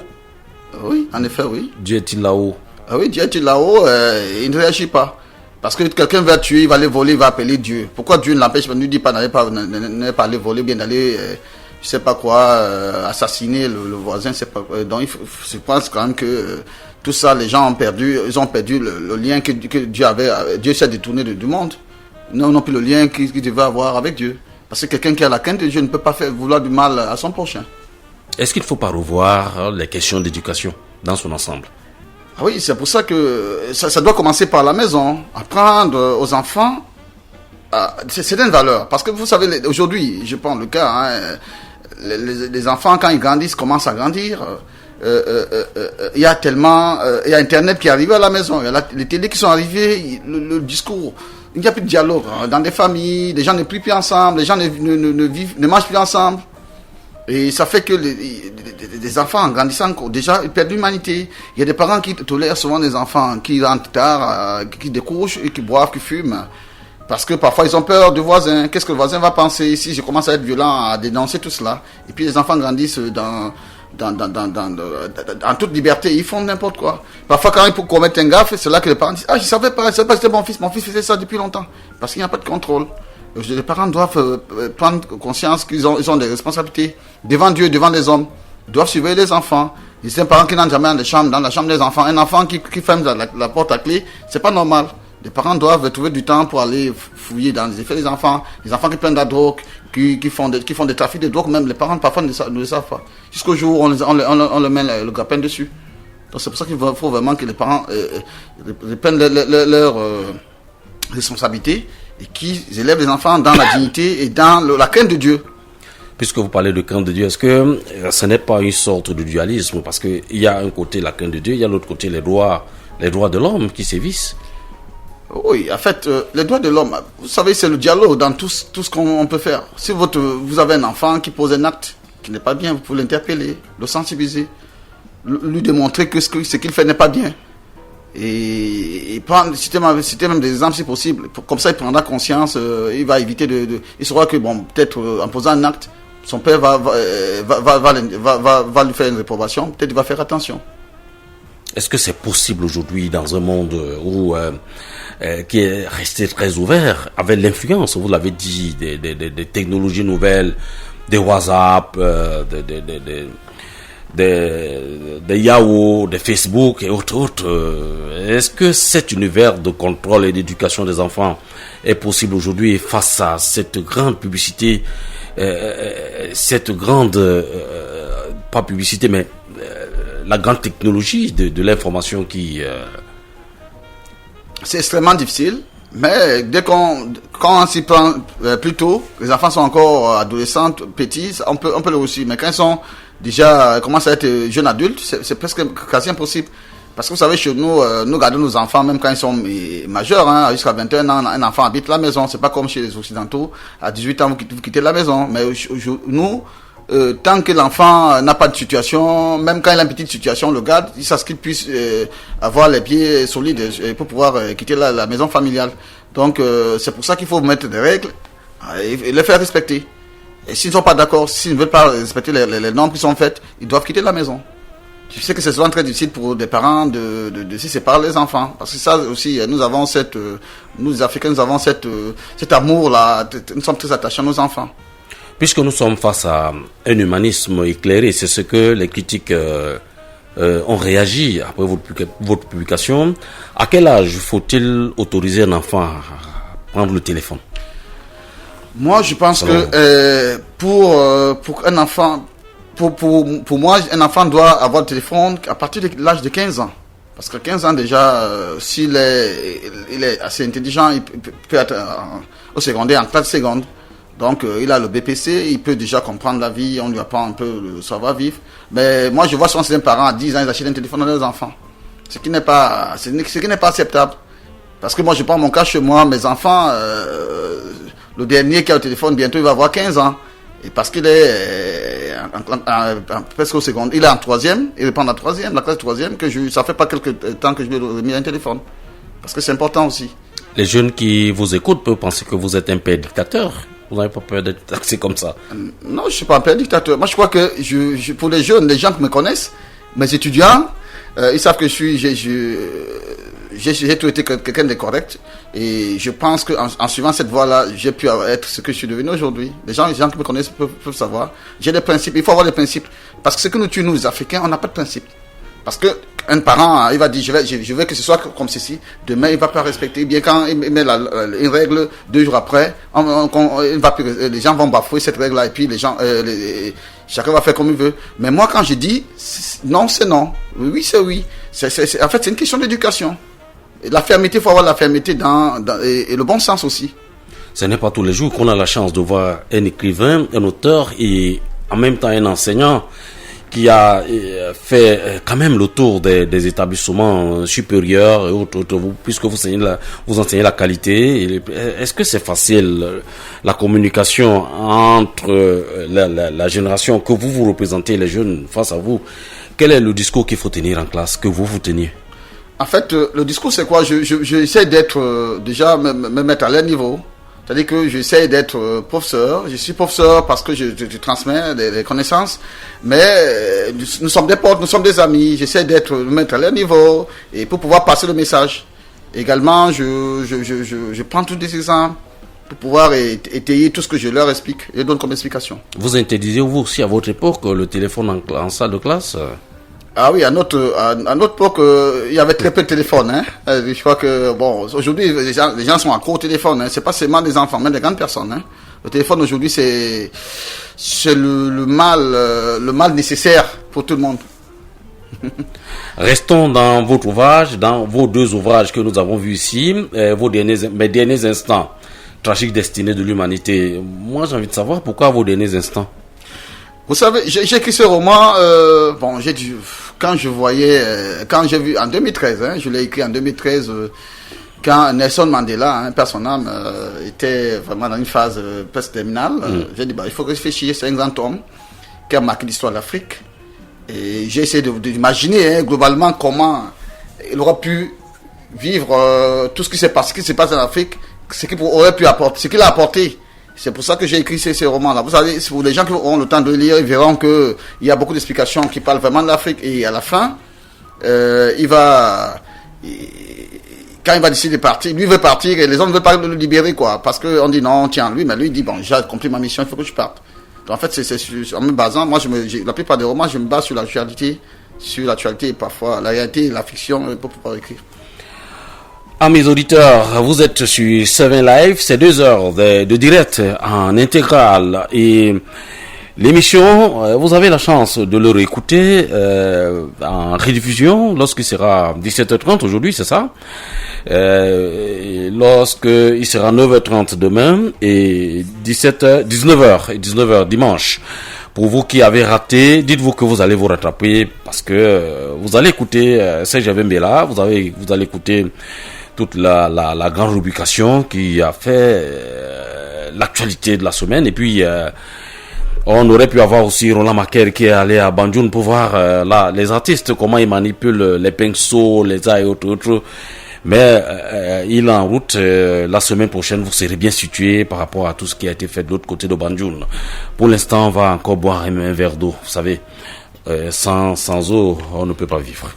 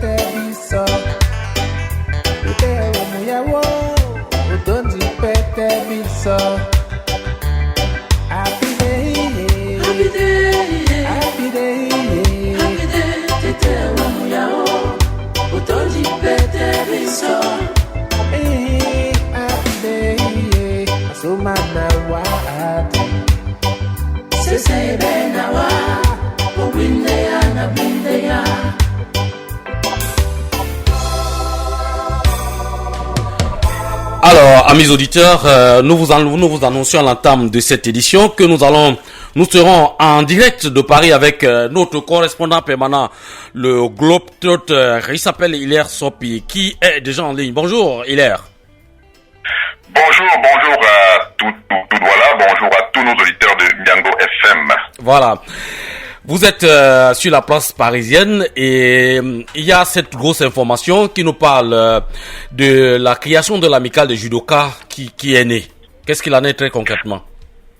Alors effectivement, vous savez, il y a eu des anciennes gloires qui ont apporté beaucoup de médailles à nos compatriotes au Cameroun, dans son ensemble, parce que là, il y avait des champions les champions olympiques, les champions d'Afrique des années 97. Alors ils ont simplement décidé de créer ce qu'on appelle amicale des judokas. Tout court, amicale des judokas, ils sont rassemblés le week-end dernier dans le gymnase des Vico-Couronne près de Paris dans le 91. Et au menu, il y avait beaucoup d'émotions et tout un panel de présentations, mais aussi plusieurs moments de détente et d'exhibition. Et ces judokas, pour la plupart, ont voulu partager de beaux moments, bien plus, n'est-ce pas, transmettre un esprit de judo. Et cet événement, le premier du genre, organisé par cette association légalisée il y a seulement 3 mois et comptant une quinzaine de membres, était le début, n'est-ce pas, d'une longue série en France et surtout au Cameroun. Vraiment, ce fut un réel moment de communion pour ces anciennes gloires et riche en émotions, en espérant que d'ici là, on aura encore de plus belles rencontres. Voilà ce qu'on pouvait dire, n'est-ce pas, sur cette amicale des judokas camerounais. On peut penser que vous êtes dans les couloirs de ces judokas. Est-ce qu'ils ont pensé à relever le niveau de la discipline au Cameroun aussi? Alors, il faut quand même reconnaître que pour un début, lorsque je leur posais des questions relatives à l'avenir, tous étaient unanimes et se disaient, aujourd'hui, certes, ils ne se reconnaissent pas trop dans la nouvelle génération parce que vous avez des judokas des années 2000. Je pense avoir d'ailleurs eu même un certain Charles Etamé qui fut le coach, le capitaine des judokas camerounais de 92 à 2002. 10 ans. Alors, pour eux, mettre sur pied cette amicale les ramènera aussi à penser que demain, ils seront à même d'apporter quelque chose aux judokas camerounais. Encore que c'est une grande discipline olympique, vous l'avez dit. Bon, on reste dans l'actualité hier pour parler. Vous savez que on est à 24 heures de la Noël, ou alors est-ce que les Camerounais de la diaspora ont-ils pensé à se retrouver en famille aussi? Bon, il faut dire que c'est une fête d'abord familiale, hein. Même si d'aucuns sortent après, c'est du classique, un peu comme au pays. C'est-à-dire, on passe la fête en famille avec les enfants, on va sous le sapin, on prend quelques cadeaux qu'on distribue à toute la famille, et parfois c'est très tard dans la nuit qu'on décide, lorsque les enfants dorment déjà, on décide comme ça de se retrouver soit en boîte, soit dans un autre espace pour festoyer jusqu'au petit matin. C'est l'esprit Noël, c'est l'esprit fête pour ceux qui vont aussi à l'église. Voilà, on y va pour repenser un peu cet enfant Jésus qui évidemment est né le 24. On commence aussi par l'église, parfois on finit à la maison et on se retrouve parfois très tard en train de danser et festoyer. C'est le même esprit, c'est le même état d'esprit, tout simplement. Voilà. Bon, pour ceux qui, il faut aussi dire quand même que demain au Luxembourg... Oui, justement, c'est là où je voudrais en venir, puisque vous parlez d'une grosse soirée. Il y a une grosse soirée qui est annoncée à Luxembourg demain. Effectivement, c'est nos amis du jockey du Benelux qui ont décidé simplement comme c'est un long week-end, il faut le dire, on est samedi le 24, on est dimanche le 25, ils ont simplement décidé d'organiser une sorte de soirée d'ensemble pour que les uns et les autres ne se retrouvent pas isolés, chacun dans son coin, mais que le Benelux qui compte quand même 3 grosses entités, Bruxelles, en fait la Belgique, le Luxembourg et un autre pays aux alentours se retrouvent, n'est-ce pas, pour faire la fête entre compatriotes, entre frères et surtout entre Africains. Je vous vois déjà en tenue de soirée ce soir, la répétition. Ben, on ne va pas vous laisser partir, parce que vous aviez il y a 2 semaines, ou alors la semaine dernière, vous annoncez déjà en grande pompe l'arrivée de Charlotte Dipanda. Je veux dire, en France, à Marseille. Je me suis pas trompé alors, mais on voudrait avoir quand même le feedback. Ça s'est bien passé. Alors, il faut savoir quand même que Charlotte Dipanda arrivait à Marseille pour la première fois. Ouais. D'où l'engouement autour de son arrivée. C'est une artiste qui est aimée, qui est adulée. Vous imaginez tout le sud de la France. Même si à Nancy, tout à côté, il y avait à Nice, pardon, tout à côté, il y avait un événement de prévu, mais l'attraction était vraiment du côté de Marseille avec Charlotte Dipanda, qui fut un événement extraordinaire. D'ailleurs, pour ceux qui ont essayé de visionner les images que nous avons mis en ligne, ils voient bien comment, lorsqu'elle entre dans la foule, lorsqu'elle se retrouve dans la foule, c'est toute la foule, n'est-ce pas, qui reprend en chœur ces mélodies. C'était très émouvant. Vraiment, je sais pas quoi vous dire, mais c'était, vous savez, elle a fait l'Olympia, et elle-même, elle a déclaré que c'était un peu la suite de son Olympia à Marseille. D'autant plus qu'à Marseille, encore, la spécificité par rapport à l'Olympia, c'est qu'elle avait quand même, elle a ajouté, parce que moi, je n'avais jamais vu cela, il y avait des danseurs qui se sont ajoutés, contrairement à l'Olympia où il n'y en avait pas. Vous étiez parmi les danseurs. Mais non, je n'étais pas, non. J'étais comme tout téléspectateur, et j'étais assez impressionné et subjugué de voir que Charlotte, elle a aussi fini par comprendre que pour faire le spectacle, à elle seule ne suffit pas. Il faut donc adjoindre à ça quelques compatriotes qui maîtrisent l'art de la danse. Et je pense que c'est ce qu'elle a fait. Et c'était le plus qui était la suite un peu de l'Olympia qu'elle a fait ici sur Paris. Voilà qui est bien dit, Hilaire. Il faudrait-il que nous anticipions à vous souhaiter joyeuse fête ou alors joyeux Noël, c'est ça? Ben merci. Bonne fête également, n'est-ce pas, à tous nos compatriotes. On se prépare aussi pour la fête en famille. La nouvelle année arrive. J'espère que d'ici samedi prochain, on aura le temps de dialoguer et de faire encore le point, n'est-ce pas, sur cette semaine, qui s'annonce, une semaine pratiquement de fête. C'est l'occasion pour vous aussi de souhaiter joyeux Noël à qui vous pensez. Si vous avez quelqu'un au Cameroun, vous pouvez le faire directement. D'emblée, je souhaite un joyeux Noël à toute ma famille. J'ai ma tante qui est du côté de Loum, à qui je souhaite, n'est-ce pas, de très bonnes fêtes.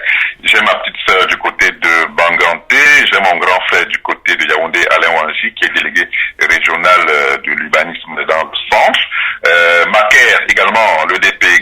Je souhaite également un joyeux Noël. Et à moi aussi.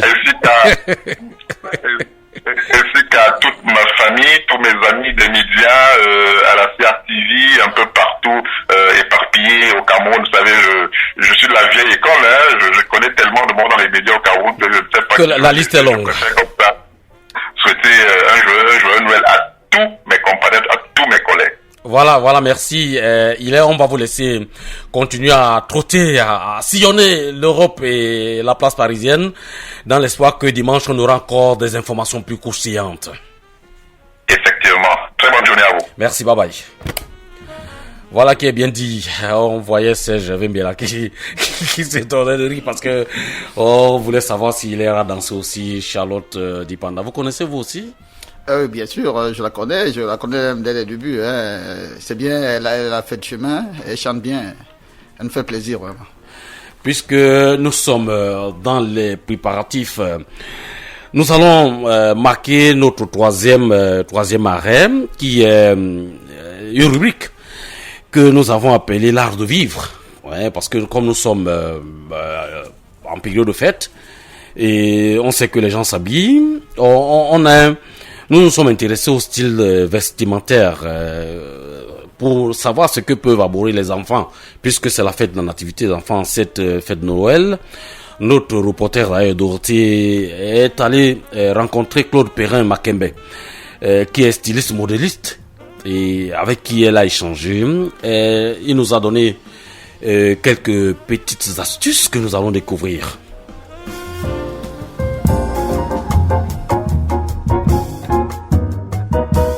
Merci chers auditeurs d'être avec nous dans Seven Live ce week-end de Noël dans la rubrique Art de vivre. Alors, Art de vivre ce week-end parle du style de vêtements à aborder en ces périodes de fête de Noël et de Nouvel An. Et justement, on en parle avec quelqu'un qui est expert en la matière. Il s'agit bien de Claude Perrin-Makembe. Il est styliste, modéliste, concepteur, monteur. Nous sommes déjà en pleine célébration de la Noël et certains parents se posent encore certaines questions. Comment se vêtir eux-mêmes et leurs tout petits pour des sorties, aller au manège, à la plage, à la piscine. Bonjour Claude. Bonjour. Bienvenue sur Miango FM. Merci. Alors, en tant que styliste, vous êtes mieux placé pour nous aider à faire le choix d'un vêtement à aborder en fonction de l'événement dans lequel on doit se rendre, un anniversaire ou un mariage, surtout que nous sommes en période de fête de Noël. Quel est le style de vêtement que vous pouvez nous conseiller en ce moment? Bon, le style de vêtements que je peux conseiller en ce moment est déjà de la culture que accepte la personne. Qu'il soit d'une culture européenne ou d'une culture africaine. Mais déjà on en trouve tout parce que même africain on porte des chemises toujours. Mais déjà le style africain il est plus beau parce que là on a du 100% coton déjà. Le style africain. Déjà, donc avec ça, on a des vêtements qui sont vraiment de bonne qualité. Et déjà, on n'a pas un mélange dont le coton est plutôt en grande concentration. Donc, en cette période-ci, chaque parent va choisir les vêtements dont on peut porter du pagne. Mais là, ça dépend et les couleurs déjà dépendent. Parce que les couleurs aussi nous éveillent à certains événements. Vous nous avez parlé du pagne que vous utilisez en majorité. Oui, bien sûr, le pagne. Alors, quel style de modèle vous avez eu à conseiller à certains parents que leurs enfants doivent avoir en cette période? Des ensembles, pagne, des pantalons tissus? Bon, du moins, ce que j'ai plus conseillé aux parents en ce qui concerne la Noël de cette année, c'est plus du lin. Pourquoi? Parce que le lin, c'est aussi une qualité de tissu qui est aussi 100% coton. Mais le lin, déjà, on trouve en ton unique. Ça habille mieux les enfants et ça leur permet de mieux s'exprimer. Là déjà on peut voir des enfants dans un rythme responsable déjà parce qu'avec du lin d'une couleur, imaginons une couleur blanche déjà, on va voir un enfant dans son comportement qu'il soit un enfant qui est posé, responsable. De là on peut aussi savoir comment l'orienter, comment l'habiller davantage. Déjà avec des chemises de couleur unique, mais que ça soit vraiment du 100% coton parce que les enfants ont besoin de ça. Pour les filles, en ce qui concerne, là, toujours, on ne peut pas toujours mettre du pagne parce que le pagne, en général, la culture africaine rentre toujours dans la tradition. Donc, dans le pagne, déjà, on trouve des motifs qui sont trop traditionnels. Alors que lorsqu'on est en fait, on veut se sentir libre. On mettra beaucoup plus du satin pour des jeunes filles et avec des dentelles déjà, mais c'est mieux d'habiller les enfants avec des tons uniques. En ce qui concerne les garçons, on peut les habiller déjà avec des chemisettes. Ils se sentent plus libres en train de jouer ou des jeans résistants déjà, même par les chaussures. On se sent en train de jouer les manèges et tout, parce que là c'est résistant et le traitement aussi il est facile. Ou la fille, et toujours des robes, parce que on veut toujours les voir ressembler aux princesses. Donc on parle toujours des robes en ton unique. Donc là, ça va dépendre des parents qui vont vouloir les habiller les enfants en rose, en blanc cassé ou en tout blanc. Avec des couleurs comme blanche et des couleurs comme blanc cassé, là, c'est pour s'amuser, c'est plus éveillé. Pour aller au manège, comme du rose clair aussi. Parce qu'il y a des couleurs qui ne sont pas adaptées pour les enfants, comme du rouge. On n'en met pas trop pour les enfants, surtout dans l'eau, parce que c'est trop audacieux. Comme on peut porter du bleu, du violet pour la jeune fille, et pour les garçons, on peut porter des chemises carrelées, des chemisettes carrelées. Et en fonction du climat qui prévaut en ce moment, quelle couleur de vêtements doit-il adopter pour être à l'aise? En fonction du climat qui fait maintenant, le coton il est mieux adapté, il est couleur comme des couleurs blanches. Déjà, pour éviter, parce que le blanc repousse plutôt la chaleur, et du vert aussi, parce que le vert, des couleurs comme vert, ça repousse des rayons ultraviolets. Déjà, ça évite des enfants d'avoir les maux de tête, ça les aère davantage. Dis-nous, en tant que styliste, vous nous avez certainement conseillé plusieurs types de vêtements en fonction des sorties. Mais maintenant, on aimerait savoir combien de temps doit-on porter un vêtement avant de le laver? Bon, le nombre de fois qu'on doit porter un vêtement avant de le laver, pour moi, ça importe peu. Le vêtement, déjà, c'est quelque chose d'intime. Donc, chacun a un côté propre en lui qu'on doit mettre toujours en évidence. Donc moi je pense que déjà le plus important c'est l'entretien. Comment entretenir, ça c'est la meilleure question. Bon, en ce qui concerne du blanc éclatant, là on peut utiliser des savons forts parce que le blanc unique, lui il peut être mieux traité par rapport aux autres couleurs qui sont des couleurs sobres qui pâlissent facilement. Donc, et du pagne, le pagne aujourd'hui, le pagne africain, lui se lave, il est allergique au soleil. Et il est mieux de l'entretenir avec du savon de Macabo. Il en va de soi, de la propriété de son vêtement, si je comprends bien. Vous pouvez porter du blanc et que vous avez transpiré. Parce que la transpiration commence à la tête. Si vous avez des cheveux que vous transpirez, de ce que vous avez mis dans vos cheveux, ça peut couler par le cou. Si votre vêtement, par contre, vous avez porté du blanc et que c'est 100% coton, vous n'allez pas le remettre le lendemain parce qu'il faut porter 2-3 fois. Donc là déjà ça dépend des couleurs que nous mettons et comment est-ce que nous nous comportons, notre état d'âme, notre tenue déjà avant de savoir comment est-ce qu'on va pour ne pas salir notre vêtement. Chers auditeurs, nous sommes toujours sur Seven Live et la rubrique A de vivre parle du type de vêtements à bourrer en cette période de fête. Quelle couleur doit-on choisir et comment entretenir nos vêtements? Alors, quelles sont les précautions à prendre pour éviter de déteinter notre tissu?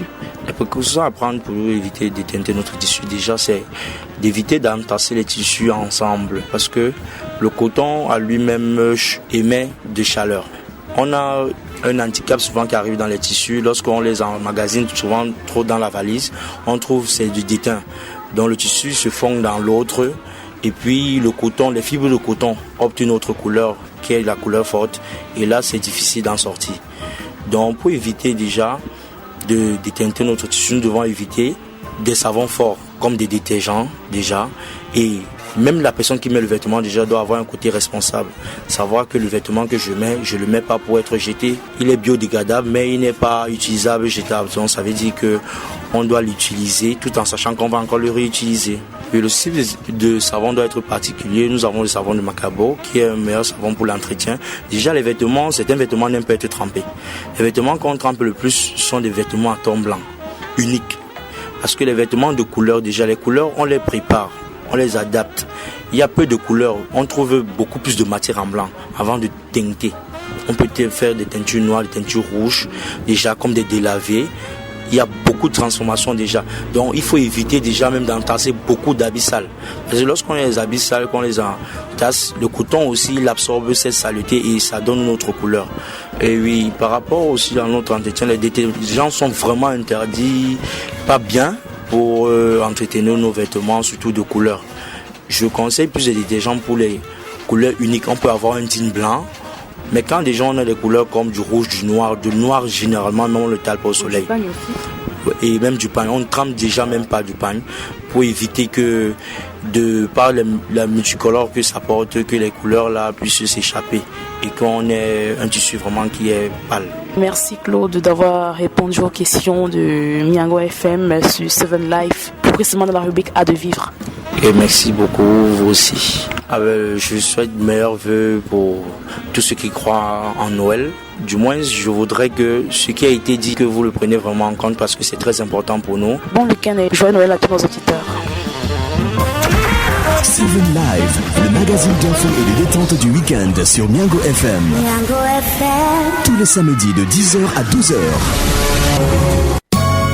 Le maximum des genres musicaux sur Miango FM. Joyeux Noël. 88.4, Yaoundé et Douala. Joyeux Noël à tous.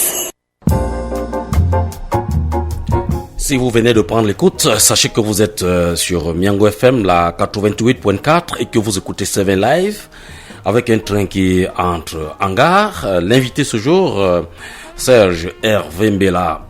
Serge, vous avez écouté tout à l'heure le conseil d'un habilleur. Comme vous êtes en pagne, qu'est-ce que vous avez gardé? Ah oui, j'ai gardé qu'il ne faut pas tremper le pagne, il faut le laver directement. Et moi, je crois que c'était un très bon conseil qu'il nous a donné. Et je crois que si on le met en pratique, on va préserver notre beau linge. Alors, une année s'achève, une autre arrive. Quel est le vœu le plus cher qui vous vient à l'esprit? Bon, le vœu le plus cher qui me vient à l'esprit, c'est qu'il y ait la paix déjà dans mon pays. Je pense que les événements de Bamenda sont calmés, c'est bien. Nous sommes un pays uni. Nous sommes tous des Camerounais et nous devons vivre en paix et nous aimons tous notre pays. Et par rapport à l'humanité tout entière, dont vous êtes devenu presque le porte-parole des causes perdues. Oui, en fait, pour l'humanité tout entière, déjà, la paix, qu'elle revienne en Syrie, la paix que Boko Haram soit éradiquée et en même temps que Daesh, et que les gens apprennent à se serrer la main et qu'ils vivent ensemble. Alors, vous avez dit votre prochain ouvrage, le titre sera quoi? En fait, moi, pour dire vrai, je sors des ouvrages. En fait, moi, je me suis donné de sortir 4 ouvrages par année. Chaque année, donc l'année prochaine, en préparation, j'ai Une vie en fumée. J'ai également les dégâts collatéraux. Également, Le péché dans la soutane.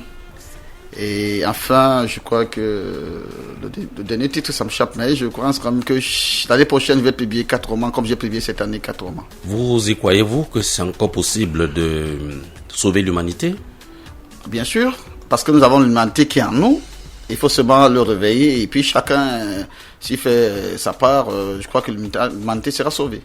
Voilà qui est bien dit. Dorothée Magny et Elisabeth Ngoum, Hugues Ngakio, André Maritech qui manipulait les machines de l'autre côté.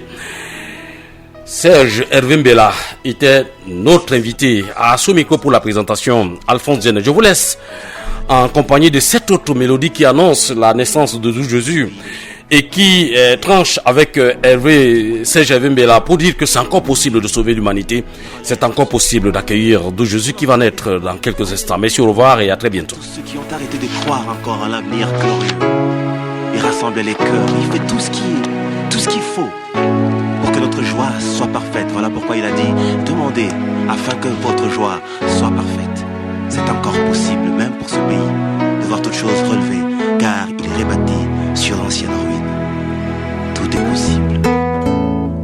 C'est encore possible.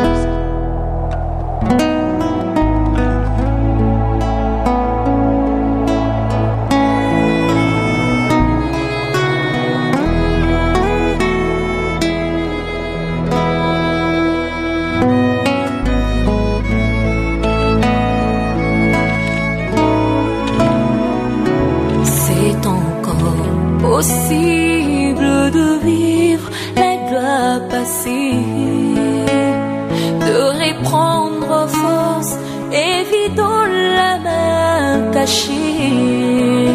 C'est possible de voir fleurir l'amour cassé et voir les blessures de nos cœurs séchés. C'est encore possible. C'est possible de retrouver la joie brisée, d'oublier la honte, les souffrances des droits lésés, vivre le plaisir d'un bonheur et jouir des merveilles longtemps rêvées. C'est encore possible.